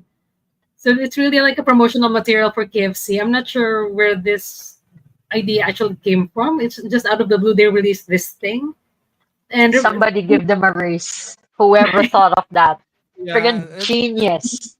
it's right, an awesome marketing piece because they want you to eat Colonel Sanders figuratively Yeah, I in mean, this one. Figuratively and literally. I mean, And literally. there So is history of it. Burger King did this long ago too, and there was a series of commercials where Burger King was sneaking around. And that was, and they had a video game of that too, Sneak King, if I remember correctly. But anyway, Oh my continue, Miss Eileen. well, there are also dream sequences here. It's very visual, and I'm not sure how to He's describe about it. to pull out his stand right now. Anyway, They're also surprisingly a mini game, turn-based style RPG. So it adds something to the hybrid. monotony of the reading. And there are also some timed responses. So there's like a quiz where you have to immediately click your response to the question. So it's not just reading and reading and reading. It gets you pumped up at some parts of the visual novel. And I don't think this game is fully. It's not fully voiced. There are maybe some grunts, but most visual novels don't. Grunts. Yes, just some Tell me grunts. more. Ron, this Well, I have episode grunts. was spicy. What kind of grunts? Like, uh, uh, uh, nothing such. uh, Like that. Just some Yes, no. we're doing fan service for our audio listeners. So Oh no, yeah, those keep this grunts going. when they are kneading the the breading on the chicken. That must be really Yes, Ah, good. You need to leading. take excited. your hands Yes, through Yeah, if you're through I the baking meat. bread or see. what do you call that? The Okay. biscuits. Anyway. I guess biscuits. Oh, there. It's not in this slide, but that's the dream sequence I was talking about. They actually talked about the recipe here, but they still managed to censor the ingredients. Of Is it course they did. S- it's gonna 11 say Wait, herbs and wait, wait. spices, huh? So 11 herbs and Do you seven. spices. guys That's know the dirt, trivia? dirt, dirt, dirt, dirt, bullshit, dirt, dirt, dirt, more Wait, wait, bullshit, wait. dirt. You guys, do you guys know the trivia? If you look at the Twitter account of KFC, it's only following 11 people. yes. Only Old spices those was who it? didn't, Yes, all named after seven spices. guys named Herb and the five Spice Girls. So, seven herbs, five spices. Whoever thought of that, Jesus Christ, that was Genius. genius. And Yeah, the yeah, first person who yeah. noticed That was that had a reward, I think. That's so awesome. Very Reward. eagle-eyed person it was. So How like very meta of them. Yeah. yeah. He even tried to look dig deeper for some reason. Oh, and for all of you listeners out there who are thinking, "Oh, that is not how Colonel Sanders was."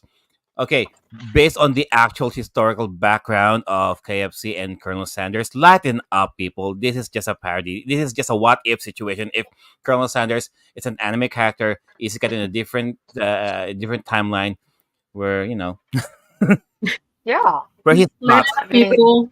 no need to Lighten and take up. games so crispy. seriously. Anything game related, just don't take it seriously. Games are meant to be enjoyed, so enjoy yeah. them. For those of you, just Even if the don't console is $700 plus, yeah. you know. Don't get your panties in a twist. Trust me, it's a game. Have fun, enjoy life. It's way too short for you to flip out angry over anything. Just Yeah, don't get your G strings Yeah, on a like twist. like Concord. Yeah. yeah, Okay. yes. If you don't like Or it, your don't buy it. Bibles will turn black. Mhm. Okay. Plain and simple. If you Don't don't like it, yeah, don't buy it. You don't wrinkle your don't. G strings over this. Just give it to me. Yeah, well, there you go. There you go. So like most visual novels, there are different endings you can get here. So it really depends on your choices. And like that one, it's game over. But and I guess this game was really made to promote KFC. So I got KFC earlier today, knowing I would present KFC. So Finger Ah, licking good Mm. game? that's yeah, hot shot. there you That's go. a And title and a half. now I wanna go out to get KFC for lunch. Honestly, yeah. This is not a paid promotion, but I love KFC. So there you go. KFC This sponsor Timeless Gamer Show. Okay, there you go. This segment of the show was brought to you by KFC. Yeah, Kanto absolutely. Fried Chicken. I wish. I It, wish. it's finger licking good, and Well, and not just on the chicken. Anyway, if KFC And is then gonna we're not talking about the sponsor us, kitchen. No, no, no, I no. only need one thing from them: bring gravy to Japan, please. Oh my What do you mean? gosh, there's no There's a gravy there. here on the you guys don't KFC. get gravy. There's Oh, no that's gravy in No Japan. gravy, What do they have? What do they have instead? teriyaki dry, sauce. Wasabi. What? dry dryness. Wasabi. Considering Wasabi. they eat KFC for Christmas, they don't have gravy. No, Shit. no. They What don't when have we gravy in buy Japan. when They we have buy wasabi. KFC here, when we buy Shit, KFC that's so here, we sad. don't eat at KFC. We bring the KFC back here. I make a gravy, or we just get one of those curry sauces, the Japanese curry packs, and we dip Oh, it okay. on that because You can't. You anyway, can't I'm buy. gonna You might as well buy Mang Tomas at the Filipino store yeah. and bring it along with you. That's one of the things we dip it on. We just try to dip it on everything that we could find in the kitchen. Do the Japanese have something against gravy? Some kind of Yeah, law. it's sad. Gravy Well, is I'm so sad. hard to find here. That's why I'm actually glad that I know how to cook and everything, because it would be so much sadder, very very sad life here if I didn't. Anyway, Sorry for the side quest. No, no, The no. side So That's a little bit of basically, trivia that we didn't even know. That's cool, Drew. Thanks for no. sharing that. So Yeah. so Thank you what? for So, sharing. so if there's no gravy, like what? I'm joking about the wasabi. So what? Everything is just soy sauce to you guys? Not me, definitely. Not me. No, I mean, Anyway, when you No, go to you KFC guys. Meaning, restaurant, what do I'm talking to the people eat Japanese or people. coleslaw. enjoy? What do Coleslaw is the wet thing that they would that's available to you when you go to the KFC here.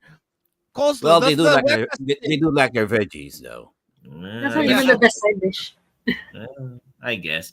All right, that was Miss Eileen's choice from Colonel Sanders. Colonel What's Sanders. the other one? Do you have another one, Miss I?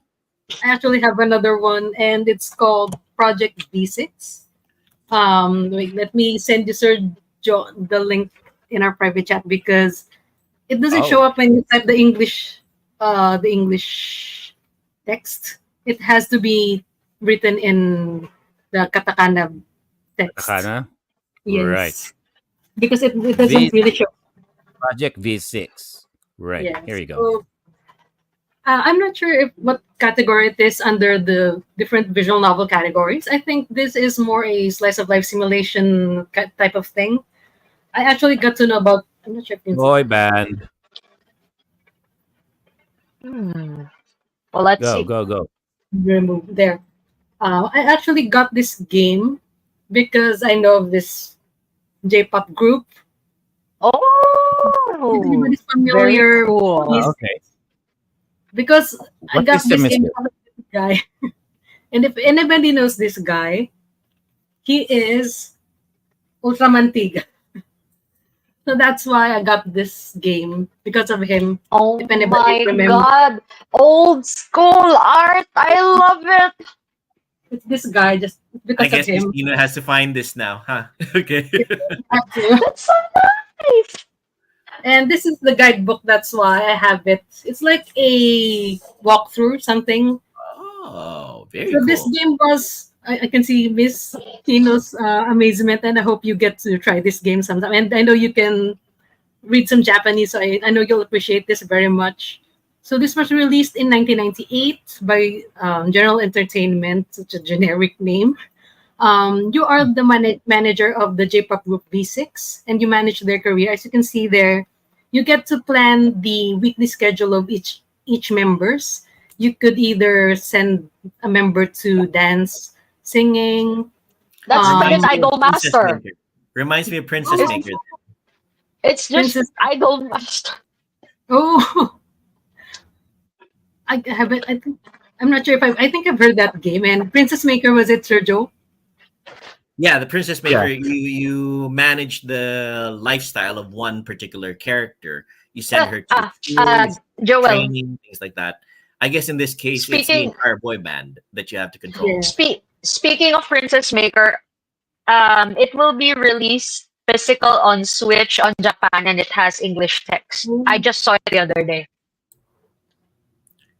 Gotta get that. Princess Princess Maker is a Maker. great Oh. game. Yes, And my you know, friend John taught me Kimball that. C. There you go. Thanks very much for that, John Kimball C. Princess Maker 2 is amazing as well. Very true, very true.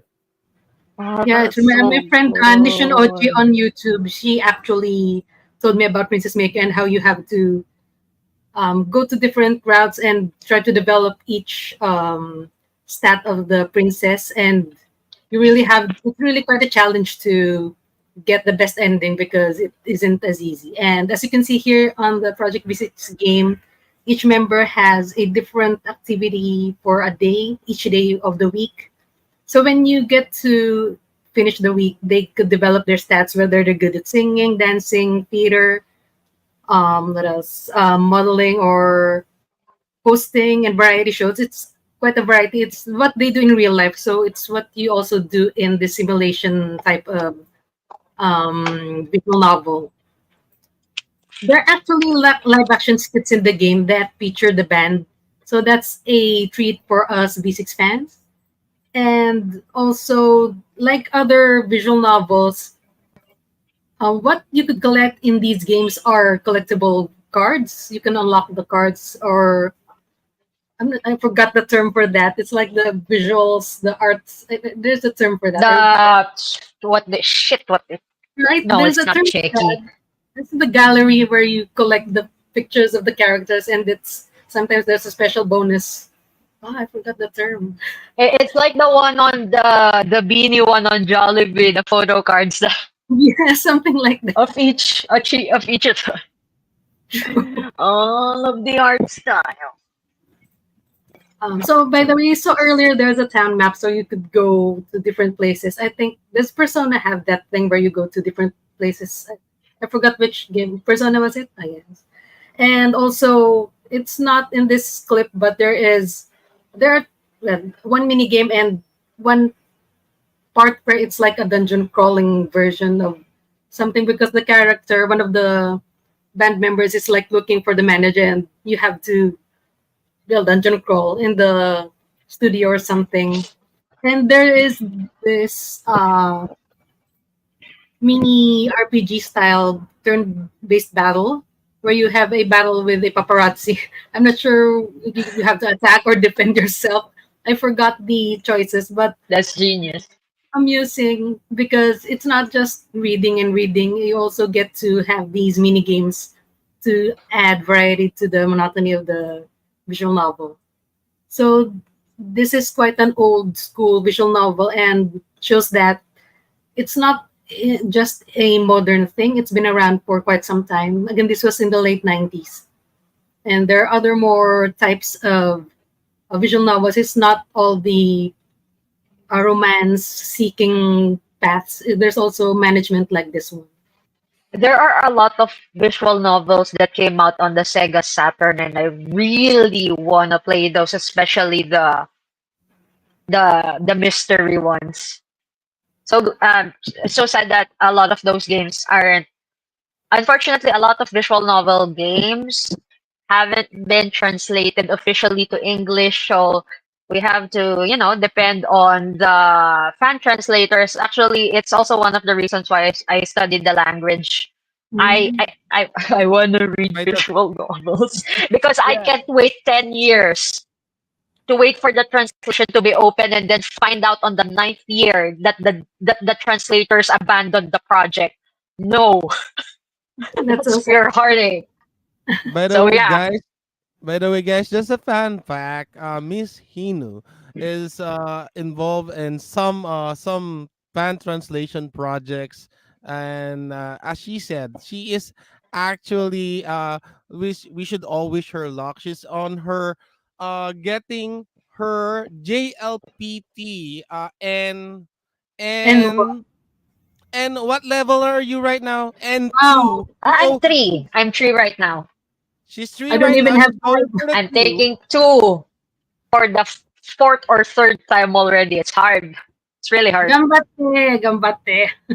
Anyway, guys, just for context, N1 is the top the native level for the Japanese language. So she's from entry going to N2, so that's already business level. So she would be able to do business It's like talking. lower advanced level, I think. Right now, I'm in Yes. the intermediate level, so that means I'm kind of okay when it comes to like the day-to-day daily conversations. But yeah, N2 and N1 is a different level playing field.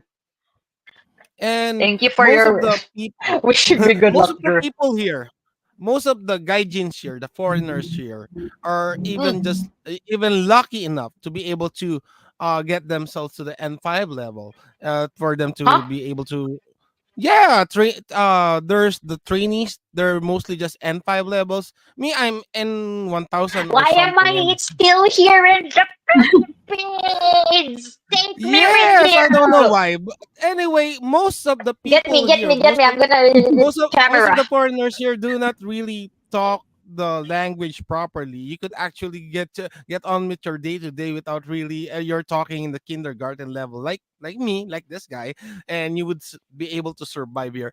Anyway, just that's just for context. I just wanted to share that aspect of Miss Hino. She's my idol when it comes to the Japanese language. She's a pan translator, and anyway, that's it.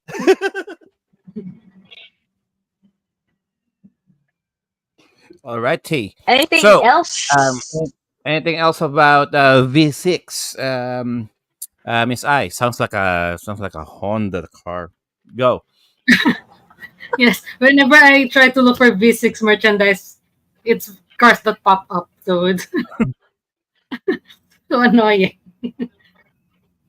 So I guess that's It's about it. And just a quick shout out, just one sentence. Coming out on top, think we later, ladies. There you go. Look for it. Coming out on Coming out on top. On top. for the ladies. Think me later. ooh, Sounds that like a title, that title just sounds Very screams. dominant role. mm, sounds something that you will look in Pornhub. Okay, let's go with Sir Drew. Okay. Speaking of Okay. Yeah, Pornhub, Sir Drew, what you got? okay, anyway. Get the each Ac- version of the Steam. Actually, my pick actually is very very wholesome and is very very different Oh from what shit! we have been talking about earlier. Actually, this has a lot of gameplay involved, this particular game. So first off, published by Atlas, and I need to get my JRPG fix in the episode. So this is a mix, and they actually published this and promoted this as part visual novel. And the one who actually motivated me to actually play this game, because I had this for a year or plus in my library, is this particular game. So we got here Aegis Rim, 13 Sentinels. I 13 had to get this Sentinels. Ah, imported because this version does not have English on it. In fact, all of the vanillaware games published in Japan does not have any English language. So for those who want to grab any game made by Vanillaware, please right. for playing it. If you don't know the Japanese language, don't get the Japanese copy. It doesn't have English anyway. The Is there only reason is there why is there is there culture on that one? is there. Is there It culture in that depends on your point of view, but the artwork one? is very very cultural Cultured. and You yeah. know, Nice. people going to into mechas and Yeah. We So do we anyway, do like yeah, our we do like our culture. As Miss Hinu was saying, since a big part of visual novels is the story, this delivers on so many levels. First up, there's Mecha. There's the high school Yes. setting. Robots. Yeah, Mecha, and there's Kaiju. There's freaking Kaiju. I There's think time that's set on the travel. 80s Japan, I think. Yeah, The setting, 80s. It's 80s three Japan. periods. It's actually centered on three different time periods, and each art style on these different periods actually show just how much the scenery changes. The art style, oh my gosh, the art style. Just look at this artwork. This is made by the guys who made Odin Spear, the Odin guys who Sphere. made Grim Grimoire, guys who made Mm. Oboro Muramasa, the recently Mm. released Unicorn Overlord. I I Right. can see some love culture right now. Mm. I'm yes, loving the culture. Mm. yeah. So it that just so just not to give away so much about the story. So those are, if you love Stains Gate, if you love Grid SSS Gridman, this is gonna be up Ah, your alley. This is gonna be totally up your alley. This is such a sci-fi fest. I was like, you have different chapters because you follow 13 different 13 13 different different stages, routes. 13 different routes. And believe me when I say this, after you finish a certain chapter on each of these characters, you're gonna be, what the, I need more. I need to know more. It's just like so many questions are given when you start use they give you answers, but after the end of each chapter you're like, what happened? What's gonna happen? How is this gonna go? What, it's such a mind f on me and I just I think I needed didn't to. sleep for days, properly for days when I played that. I Yeah, think I played Oh that my straight for 3 whole god! Look at that! days. It is Look at that! so Look at the good. culture. so good, Browsing Oh, so culture. good. Yeah, I you're love my gonna browsing love oh, that culture. There you character, go. Sergio. big You're big gonna plot love That twists. Hercules. that that that's culture right there. Yes, definitely. Just look at That's those. perfectly good culture right there. My Just look at eyes are those up here, plots. boy. Mm, Look mm, at those plots, Sergio. It would really make you mm. stand up. Anyway, Oh, it's standing right now. Ah, so huh. anyway, it is a very wholesome game. Oh, by the way, before I forget to mention this, when they get into their mechs, they can only get inside the mechs without any clothes on. So there's that for you, Sir Joe. So just They're try not to gonna That what? really imagine. reminds me They're, of they're not gonna what? anime Vandred, right? Yeah, Where Bandred. that's Oh yeah. exactly lastly, Bandred. yeah, Oh, that's Bandred. one of my favorite mecha Oh my anime. So God. good. Mm. AXN. So so much Reese on that guy.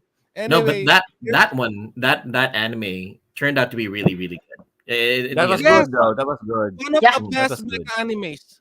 For in my opinion, Yep. anyway. In my opinion, in my experience, I'm not shitting on anyone else's opinions on your picks, whatever. Just this is just my pick. Bandred is my mecha anime. Anyway, Ah. um, Yep. yeah. Anyway, I've been talking about the story so much on this one and the art style and the artwork. So let's get on a little bit into the gameplay bit on this. So I'm an SRPG guy.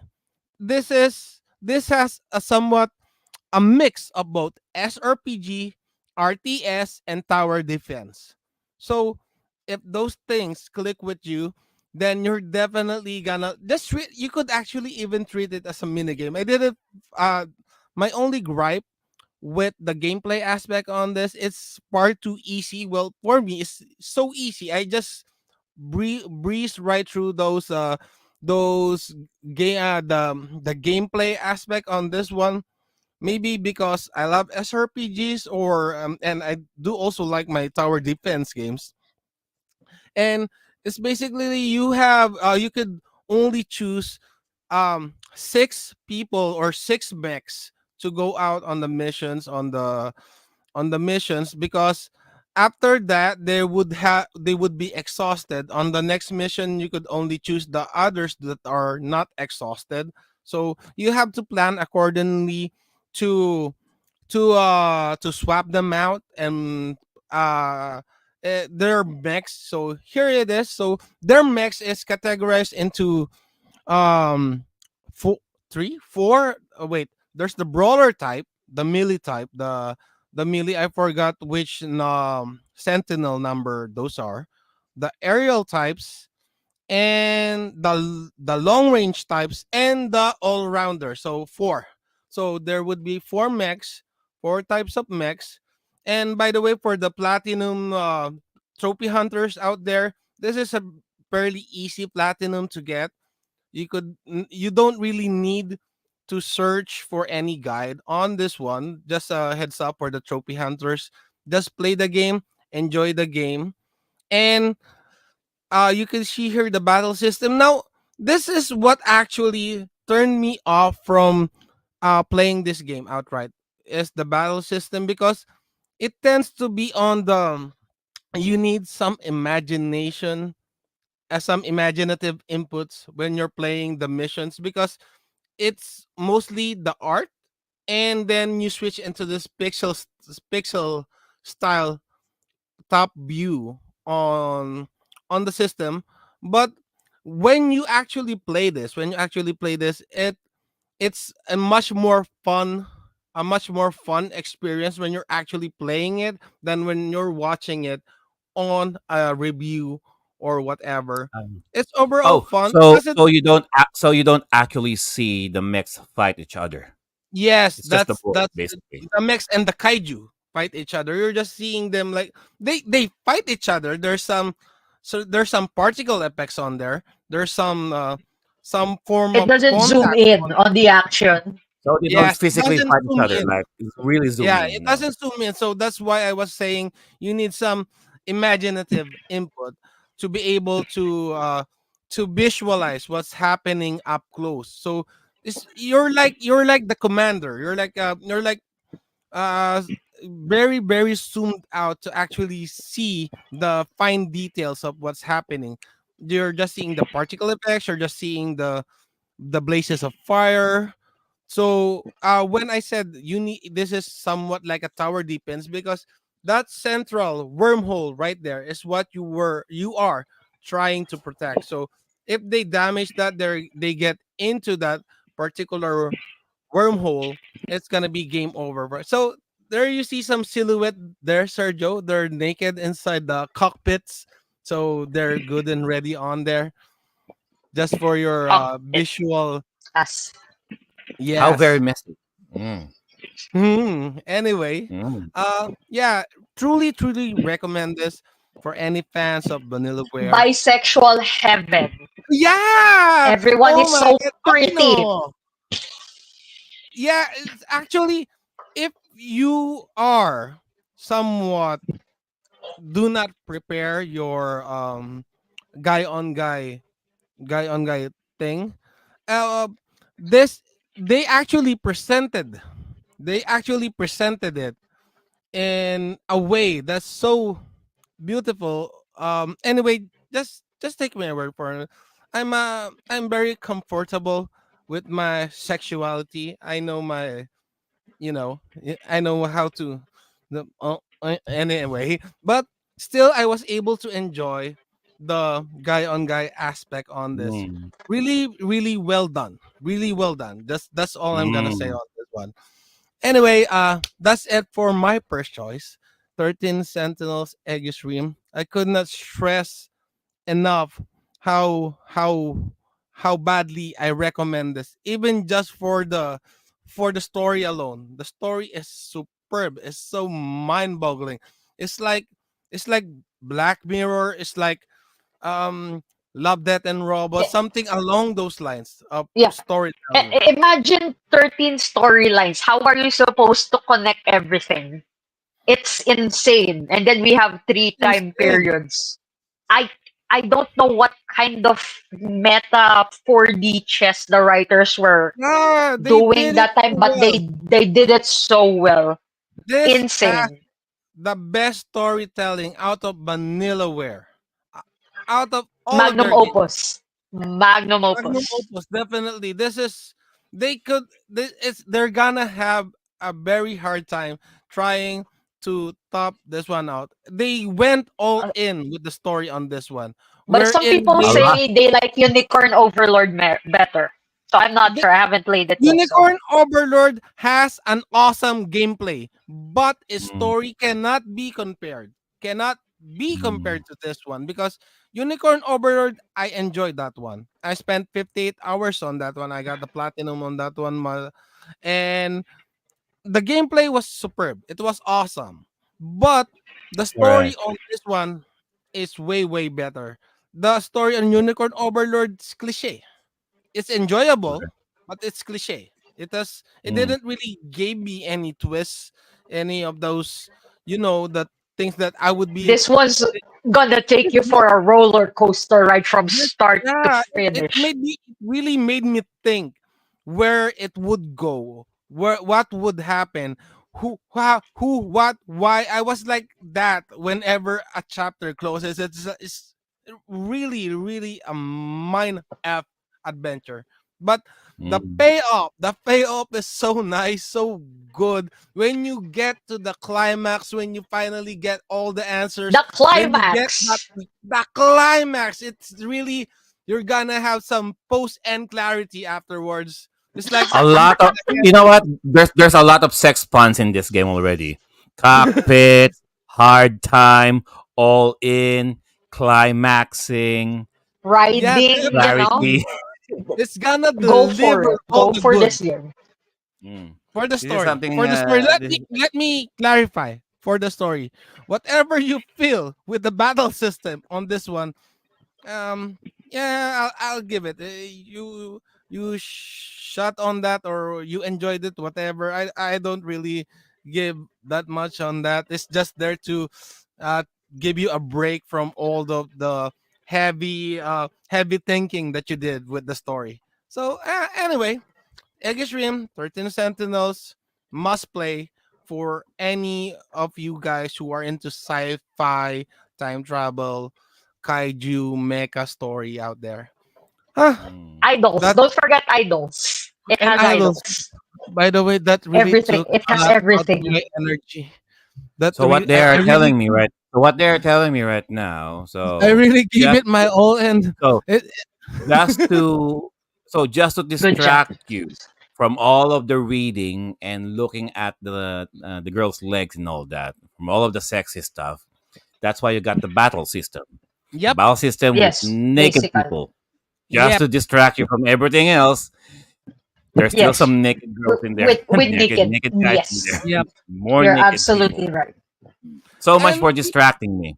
yeah, that's the only complaint people actually give about the this particular game Ah, is for the people who don't like the RTS part, the battle part, I believe you can adjust the settings because I just made mine into the easy setting.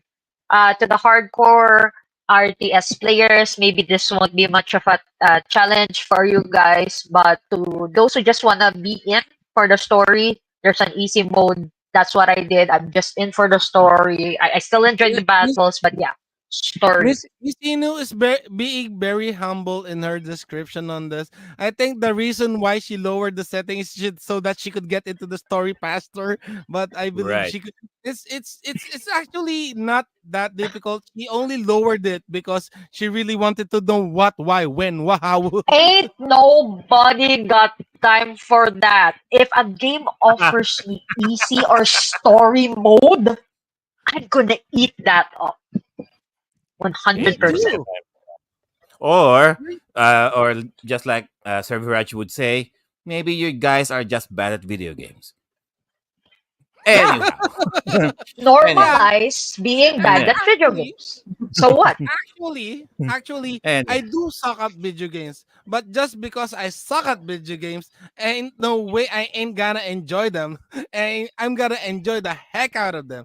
Hey, I love fighting games. I grew up in the 90s. I grew up in Bloomers. the arcades.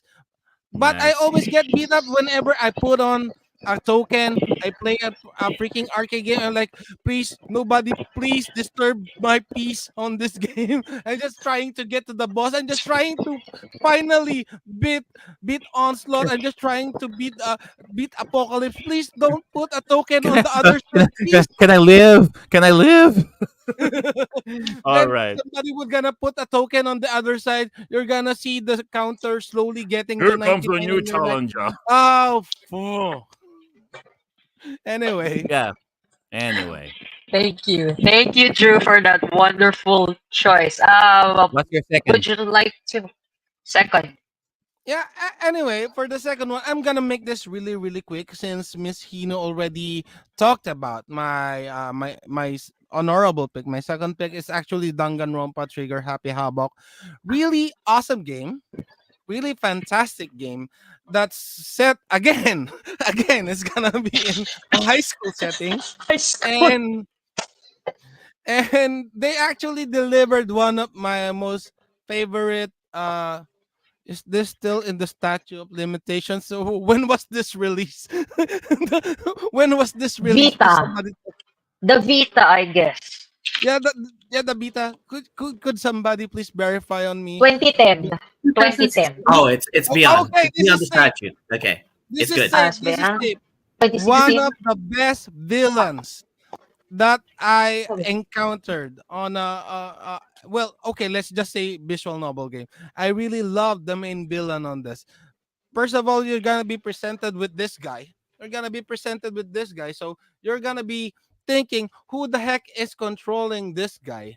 And Trigger Happy Havoc would have you wondering who the main villain is, who is controlling, why are you locked inside the school building? Then this guy would tell you that you need for you to be able to get out of this high school, this trap, you need to be able to kill one of the students who are trapped with you on this particular high school, and that you would go into a trial and you need to be able to get away with it. So you, all of the students here are, as written on here, an ultimate baseball star, an ultimate idol, an uh ultimate martial artist, like this one, the thickest babe that you are ever gonna get in any video game. The thickest, the thick queen. Anyway, as I was saying, and Sir Crush Joel, me with your thighs. yes, just look at her. She's beautiful. God damn. She's gonna carry you all the way to heaven. Anyway, anyway, the twist here, the twist on this game are so awesome. You're gonna be scratching your head. You think at the first chapter, you think, I think that's the one, that's the one, that's the one, that's the one. But then when you get to the, again, the climax, the climax. I'm allowed to say. Am I allowed to say it? I'm gonna ruin it. I'm gonna No, ruin it don't say anyway. anything. Okay. Okay. But think of Anyway, it this way. In Danganronpa games, just like with Souls games, do not get attached to anybody yeah. because anybody Don't get can attached. die at any Oh, so this is the But Game of Thrones version high on school. visual. Kinda, yeah. yes, Got yes, it. something like that. Anyway, for the men of culture peeps out there, one thing that you might look forward to is one of the endings you actually get to impregnate someone. Anyway, there's that. So, yep, Danganronpa trigger Happy Havoc. Uh, one of the, why is your face like that? Why did you not get that ending? I Did you don't, not get that huh? ending? Did you We not talk get that later. ending? We Okay. talk later. I don't remember. Okay, okay, Okay, okay. continue. Anyway, if you're into the high school setting stuff, murder mystery, you all, if you also like Phoenix Wright, you're gonna be at home with this one. You like Monokuma, one of the most awesome mascots out there, you're gonna love this game. Anyway, Very that's it iconic. for my, yeah, Thank you. Thank you that's gonna for be it your for my, picks, Drew. Both set in high school, but both very awesome games. Who would like to go next with their visual novel picks? I think everybody's gone. I think I think everybody's Jeff. gone. I'm just going to interject one thing. For those of you who are well, I mean, like me, who are unfamiliar too much with visual novels, you might be interested in an anime that kind of deals with visual novels. It's an anime that is available on Crunchyroll right now and is also fairly recent. It's called Trapped in a Dating Sim. The world of atomic games is tough for mobs. So you might want to check that one out. Anyway. By the way, may I interject? By the way, before we have some closing remarks, and I would just like to point this out: the granddaddy of all visual novel games is the, as this was actually presented a bit by Miss Hinu at the start, and Sir Joel is very familiar with this one.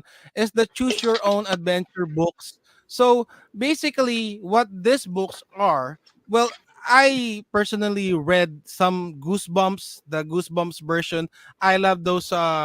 If you're 90s kid, 80s, 90s kid, you would be familiar with this. It's basically Tales from the Crypt, but book version. I think they also did a movie on this. Anyway, not to go straight too far away from the topic. So, choose your own adventure books is basically you're reading the book, then at a certain point in the book, there's gonna be choices. So when you choose a choice, you're gonna be presented with a page number. Then when you go to that page number, you're gonna proceed from that page number. Then you're gonna be presented with another choice. And basically what happens is you either go get a bad ending where your character dies or your journey ends, and that's the end. So what you would do is go back to the start of the book, then try to go through that. It's a really awesome experience from the times when these were the things that were available to us, and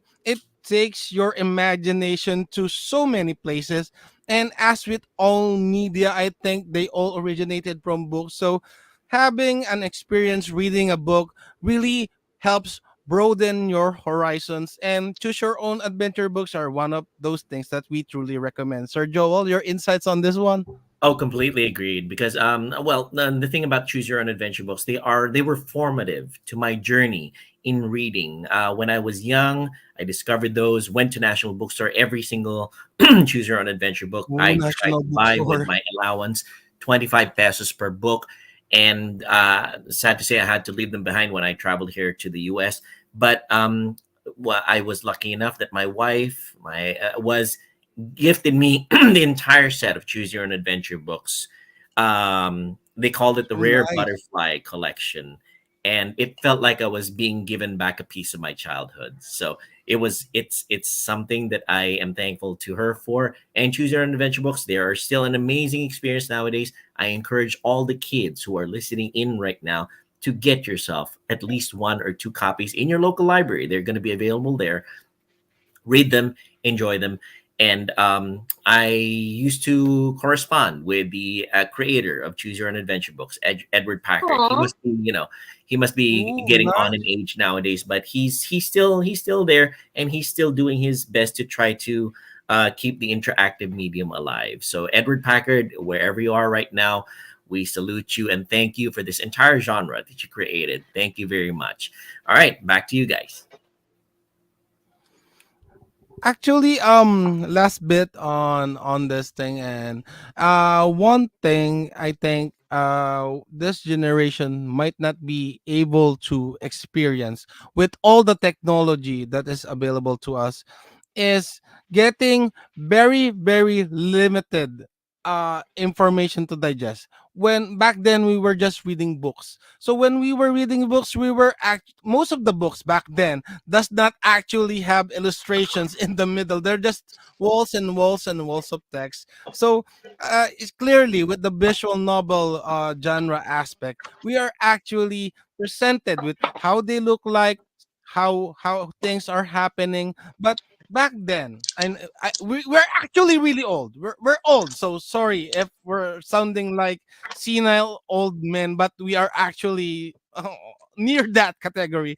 Anyway, so we just had wholesome text. We just use our imaginations. Even in the earlier video games, we are presented with the pixel style, the 2D style. We had to use our imagination to actually picture what the developers are trying to make us feel, what they are trying to show us, because the technology is limited. And one thing, me personally, very, very thankful for, me seeing how technology evolved, me experiencing what the old stuff was.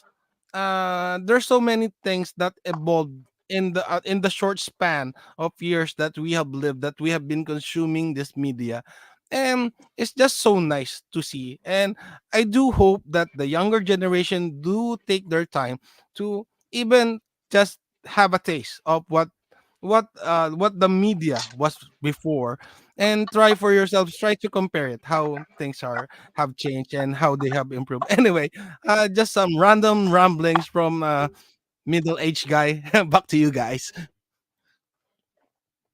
When you All mentioned right. the technological advancements in video games, the first time that I saw that physics were accurate in a video game, I lost my mind. It's like when you shoot a can off a table in a video game and it flies off. I was like, holy shit. I mean, that's so groundbreaking to me since Drew mentioned so many technical limitations. So, yeah, the fact that we're getting almost photorealistic games now, it's very, very HD, textures, graphics, the voice acting. Before there was no voice acting in games. Insane. Yeah, What a great so age it's more to immersive, be alive so in. much immersive nowadays. And the first time Yeah, that's the first time the video game physics blew my mind. I remember Dead or Alive. I remember, Sergio knows this. what kind It's of really a physics were very you looking at, dead or alive?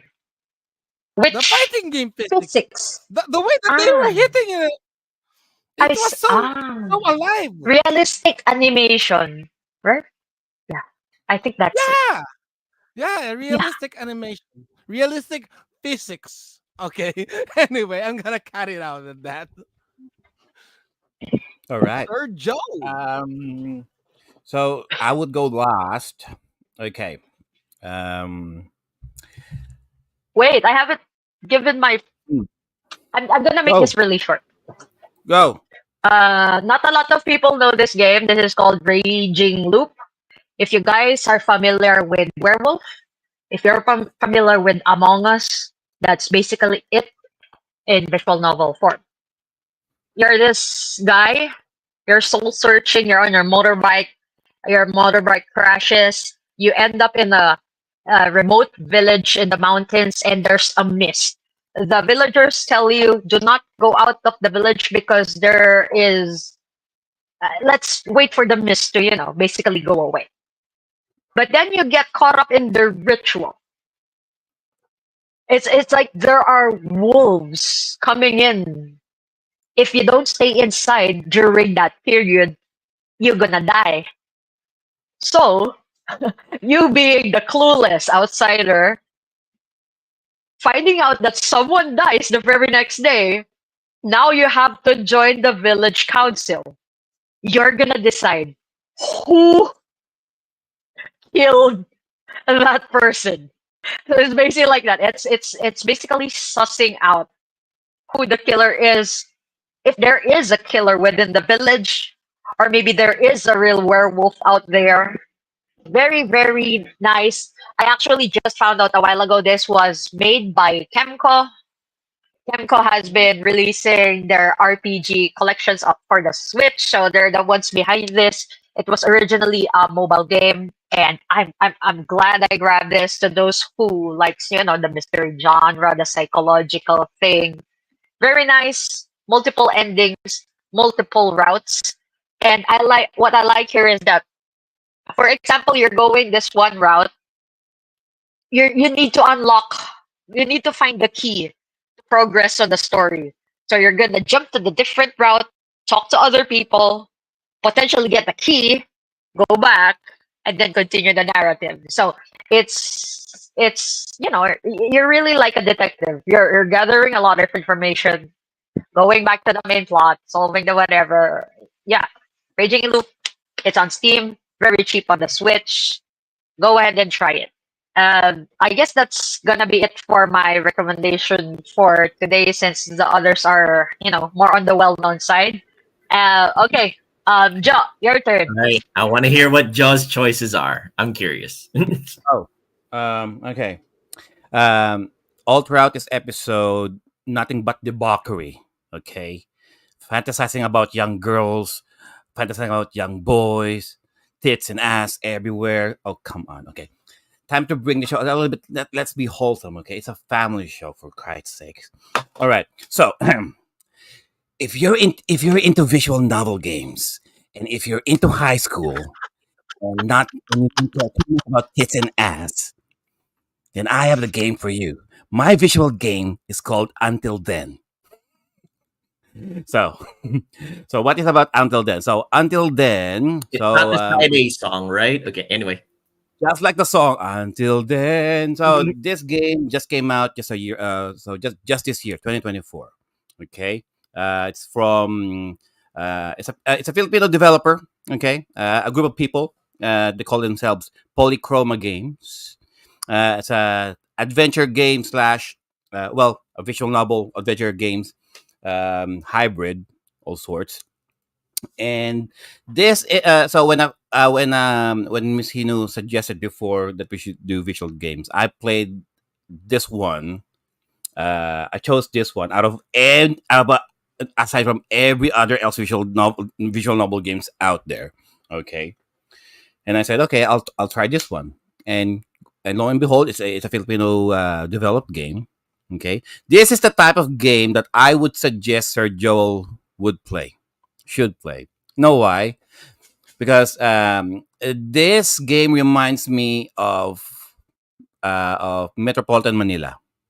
Like really, like it has everything. It has Jollibee, it has the LRT, it has Adamson, it has Star City, it has the Manila Bay, it has It, squatters, it certainly has the squatting visual houses. aspect. It looks like, Yeah. yeah, very cool. It has wall graffiti in high school and colleges. So it has everything. So if you grow up in Manila, like the moment the first 20 minutes of this game, you're like, oh shit. So you can pretty much tell that that the devs here painstakingly paint into detail what it's like in the the proximate vicinity of where they currently are. And I'm like, are the devs basing the events here, the events in the place here, out of real life experiences? Yeah. And I have confidence that, yeah, I think they did. One Another function about this game, one of the quirks about this game, is that how they simulated the use of a cell phone, of a mobile phone, through social media. It's like how you use your Facebook and your Messenger. They did it seamlessly here, like you're actually using your phone. Like there are also mini games here that you can play. Like for example, the fishbowl game. um, everything in here screams Philippines, really. So if you're so for all of you non-Filipinos out there who are watching or listening to our show, if you're into if you want to have a crash course into Filipino culture, and you're a gamer and a visual gamer at that, try playing Until Then. It's available on Switch, Switch, PS4, I believe. Oh, Linux, Windows, yeah. So basically, yeah, Steam, yeah. So I got the Steam copy for this, and I'm like, okay, I'm enjoying this. So it's a pretty wholesome story. So you play a high school boy here, um, that go and the ultimate goal would be going to their like their high school prom, really. And then eventually it's like a rom-com, really. So it's a typical high school setting kind of way, like those John Hughes rom-com movies back then. So you got your quirky best friend, girl best friend, and then there's this new girl transfer in your school that you may or may not hook up. And art style here, kind of anime-ish, really. Anime-ish, yet I want to say amateurish, not in a bad way. It's amateurish in a way that you knew that it's not a professional who drew all of the artwork here, like the character No, design. I guess it actually, That feels being said, indie, very yeah, indie, it feels it's very indie. It is an in actually indie a game. good way. it looks Yeah, like a good combination of anime artwork slash Western indie artwork. Yeah. that's Mhm. correct. Yes. That's the best word I could put it. Yeah. Um. So there's an Alpha Mart. You know how we have 7-Eleven, but you also had the Alpha Mart there. So there's Alpha Mart here. That's a Pinoy bootleg version of a 7-Eleven. Sa The binibilin. even the classrooms here, Sir Maybe Joe, it's pretty much a high school a Filipino high school setup, really. So The electric fan at at the classroom sent me. they were able to is it the word parodize? No, Parody. they parodied pretty much everything that we have in the Philippines right there, right from DHL. They call it BHL. Rather than calling it Jollibee, it's Angry Toro or Angry Bull, like something like that. So angry Tamaraw. yeah. Um, and if there's one thing that if there's one thing that one of my nitpicks about this game is the if it's not a story, uh, yeah, that story is the main part of it because they tried to instill a supernatural element in this game just to give some intrigue because there's something because there are certain people who are disappearing in this game. So so it's a mystery why people are disappearing for some reason. So they put a supernatural spin on this why people are disappearing all of a sudden. But through the course of the game, everyone they tend to drop that angle and then it will just spring up when a character just mentions something. Why am I saying this? Because all throughout the game, when our guy finally meets up with this certain girl, the whole story pretty much revolves around them, like how they interact with each other, starting out as friends until um until the fateful day of the prom. Okay, and the ending here, there are multiple endings here, like Chrono Trigger. There are apparently, as far as I know, there are 13 endings here, multiple endings. Okay, depending on the choices that you'll make on a day by day basis, depending on how you answer some people, it can branch out into different scenarios. And one of the things that some of the players mentioned was there's a stinger in this. Once you quote unquote finish the game, once the credits finish crawling up, stay on it because there's more to come on that game. So so this is until then. I really enjoyed this one. It's very and especially for us here living abroad who are not currently in the Philippines out of the as of the moment. While playing this, just the aesthetic of it, it just reminds us of home. So I would really suggest Sir Joel to start playing this. Either Sir Joel and Sir Jomar to play this until then. Really. I Um, loved how they give really real details on some minute things like the electric fan, the curtains with the there is it's right. as you said, it's like an The grills on the it's a nice windows, the artwork. metal grills. Yeah. Metal grills on the windows. Yeah, it's like they're Um, giving this. the Christmas lanterns. That's so us. That is Yeah, so us. All Oh, year that's round Alphamart right there. parol. That's Alphamart right yeah, there. as Um, oh, and they also parodied a certain hospital here, and you can tell. Um, oh, The that's the fishbowl fishbowl. mini game. That's bullshit.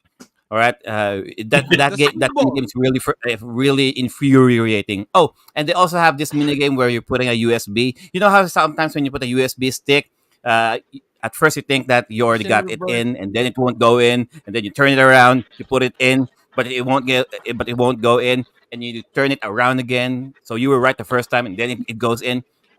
I'm like, it was not necessary for them to do that, but they had to do it like that because it happens to all of us, right? Well, I guess in this case, this game looks like it might be 10 out of 10 in terms of relatability for us here in the Yeah. panel and potential audiences. All right, very cool. So that is Until That's Then. It's available on the Switch. Only like $20, I think. So support your Filipino developers, guys. Support your Filipino game developers. My next game, and I'll try to be really quick on this one. It's called Snatcher for the Sega CD, and I just finished Let's playing see. this game Just just after showing you, today. Joe. One moment for those of you who are on the audio portion. I'm showing Joe that because of his recommendation, Hmm. I am doing this right now. Ah, there it is. Mhm. There Oh you go. my god, You know real what? time checkout.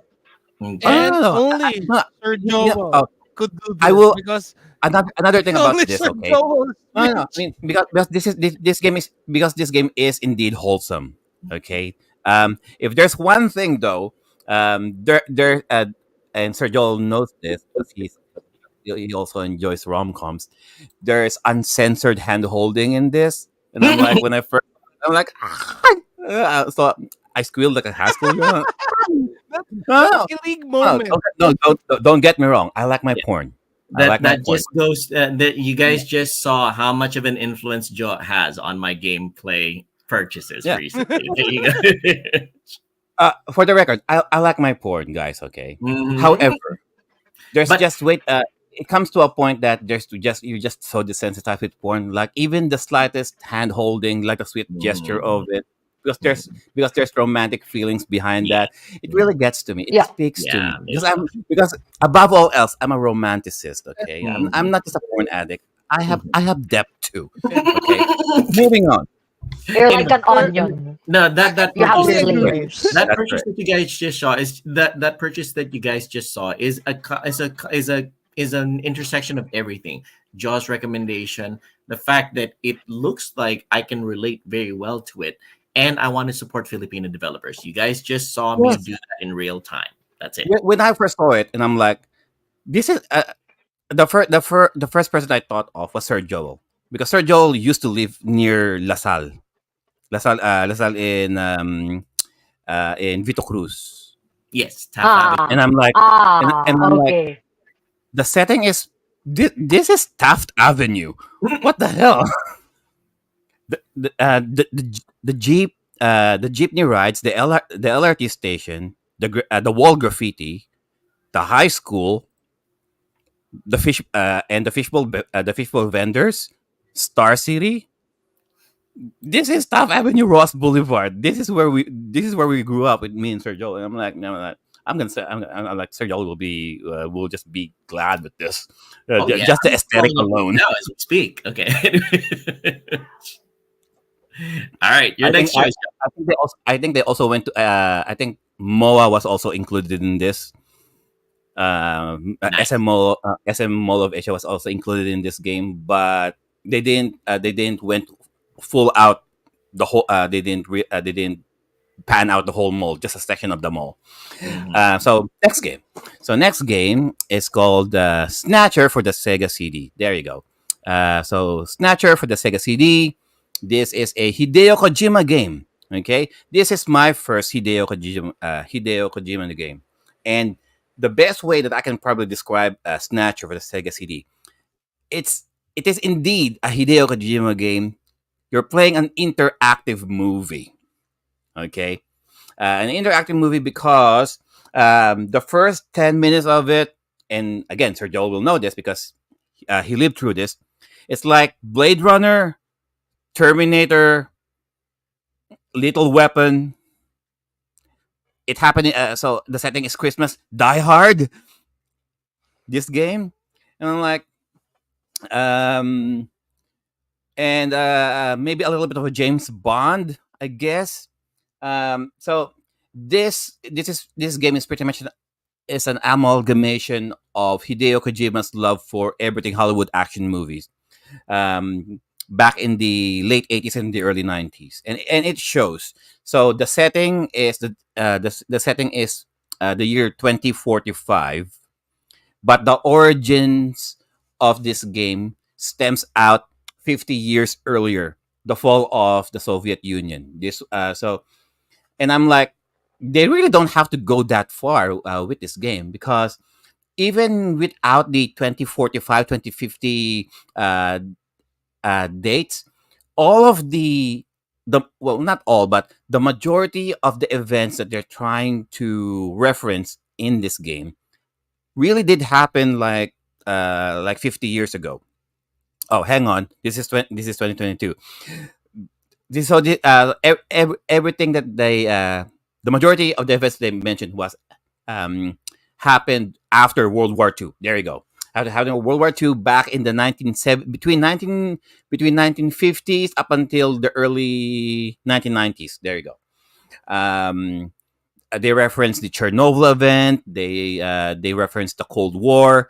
They reference um, STDs when it was such a when it was a big deal back in the 90s, in the late 80s. They mentioned the heroin addiction, which is pretty much a big thing back then as well. They call it something else. They call the drug something else here. a visual. It's a visual novel game, in a very sense that there are a lot of static images that you can see. There's a lot of voice acting as well. Not everybody was dubbed greatly. There are some characters that sound so like they're just reading their lines. Um, it's I'm not in terms of so you can see when you're trying to go when you're trying to go to play when you try to go place to place, you need to choose certain options there. Like you need to look, you need to investigate. It's very police procedural, really.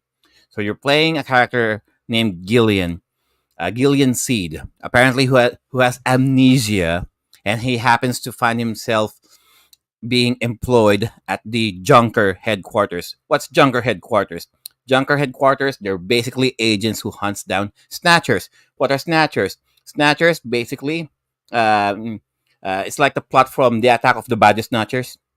So basically, these futuristic robots kidnapping people, and then they're trying to take over their bodies, killing the original, and then they're trying to uh, they're trying to take their place as robot imposters, and no one is the wiser. Okay, but the junkers can tell. They have their ways on determining who is the real person and who is a robot. They look like Terminators, really, when you play the game. And with so when I finished the game earlier, and I'm like, okay, there are certain with a certain limitations of the Sega CD, I felt like Hideo Kojima was very limited on what he could put in this game because there's voice acting. He can only afford to put so much exposition or story plot lines to put in this game. I felt like he had to cut down on a few storylines because when we hit the final act of the game, there are certain elements in there that I felt like was rushed, and understandably so because of the limitations of, like I mentioned, of the Sega CD. They had to cut corners for this game. But that being said, it was still such a fun game to play. Aside from the choices you need to do every now and then, you have to you need aside from the other interactivity here would be shooting your gun like a rail gun. So you and I'm just using a 3 button controller. So you need to shoot people here. Oh, you need not really shoot people. You need to shoot the snatchers. Um, it goes from it shoots up, down, left, right, uh, northeast, northwest, southeast, southwest. So and then center. So you got 10 directions to move around to aim your gun.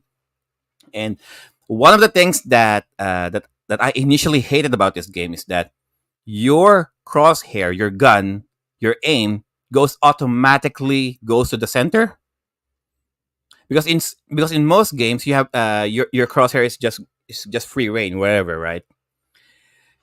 You need so if you try to aim left, okay, so you push the left button, okay, so you push the left button, it aims left. If you let go of that button, it goes automatically to the center. So you really need to push. So you really need to keep holding left uh, until you hit your target, and then there's another enemy coming out to the right. So you're holding left, and then you need to quickly push and hold your right button so you can aim properly. Um, so it took me a while for me to took me a while to get a hold of the aiming there, but eventually I persevered. There's a lot of gore and nudity in here Jesus Christ, all of the during budget went yeah, there to that dancing sprite. the dancing, right? So there's a lot of gore and nudity and violence on this game, okay? And this was pre ESRB, okay? If the ESRB was already the thing when this came out back in 1994, this game wouldn't even be as popular to the Sega geeks, to the Sega people, to the Sega fans. out there, because to them this game is one of the best for the Sega CD, because of all of the mature content. If the Because of the ESRB was graphics. here, ain't no way ESRB were gonna be is gonna allow this game to be released as it is now. Anyway, so art style, very very 90s, really.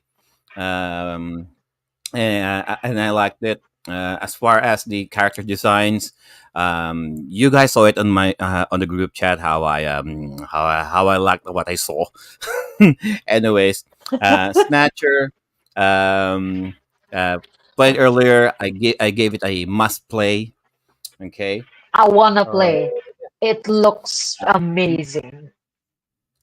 yeah, and Giant sword. and it doesn't, and it's very linear, really. Despite of the choices that you have to make, you just no, you just look, investigate. That's it, really. It doesn't branch out to a lot of storylines. It's just it's just uh, one final boss, one ending. That's it. And the ending, whoo, the reveal was such a doozy. Okay, and even with and there's no reason for me to use a video game guide for this. I realize that now. You really don't. Depending on where you are, but as long as you're paying attention to the details that the game is telling you, if you really are reading everything, you really don't need the game guide for this. Yeah. One last thing that I could say, uh, for a very amnesiac guy, he really likes hitting on women, and I'm like, aren't you supposed to be married to some lady, and you've been and he's been No.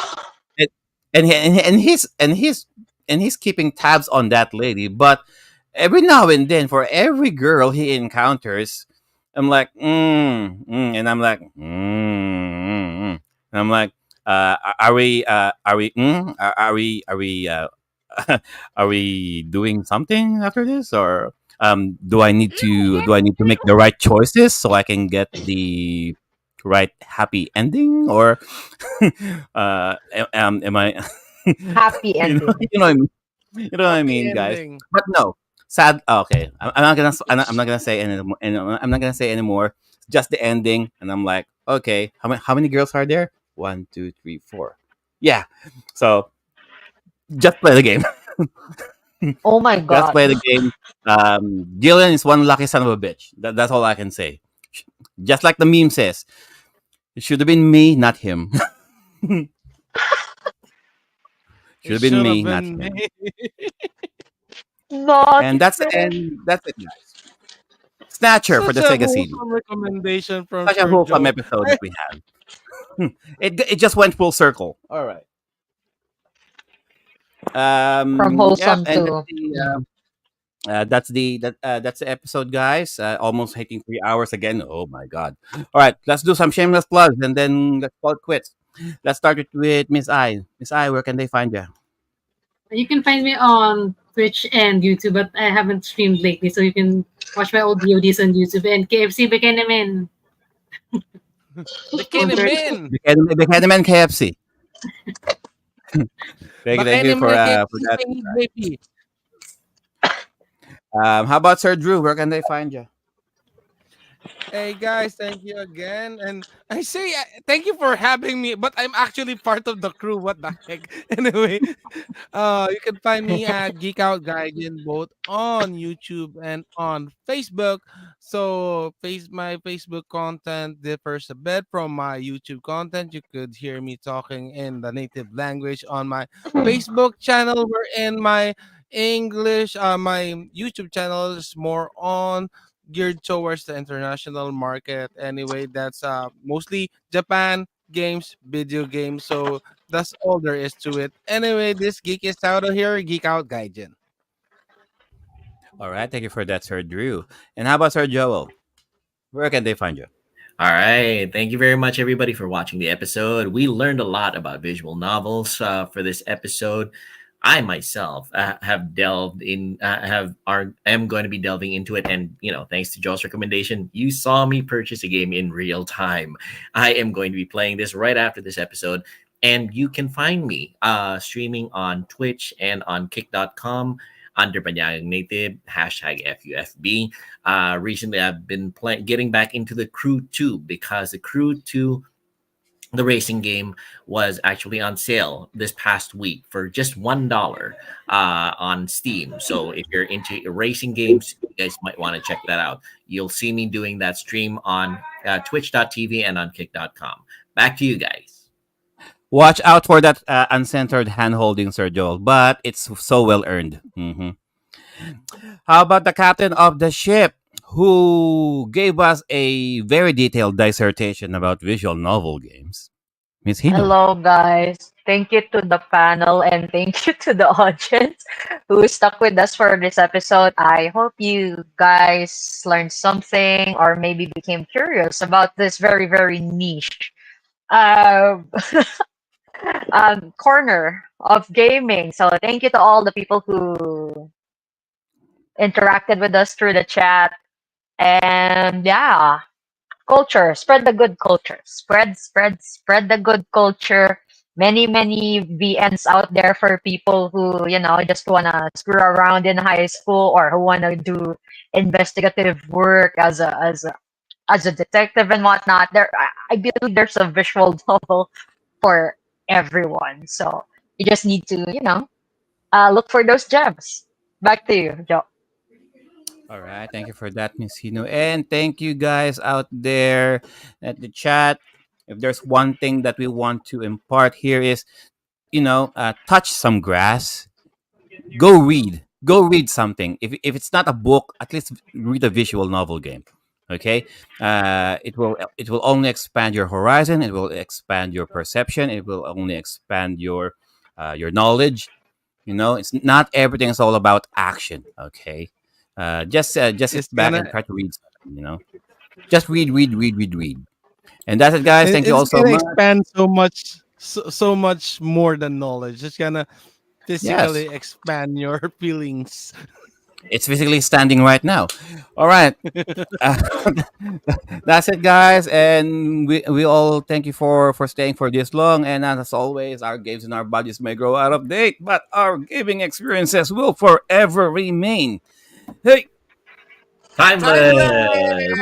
Okay. See you guys again next time. Enjoy the rest of your weekend. Thank you. Enjoy your visual novels. Bye.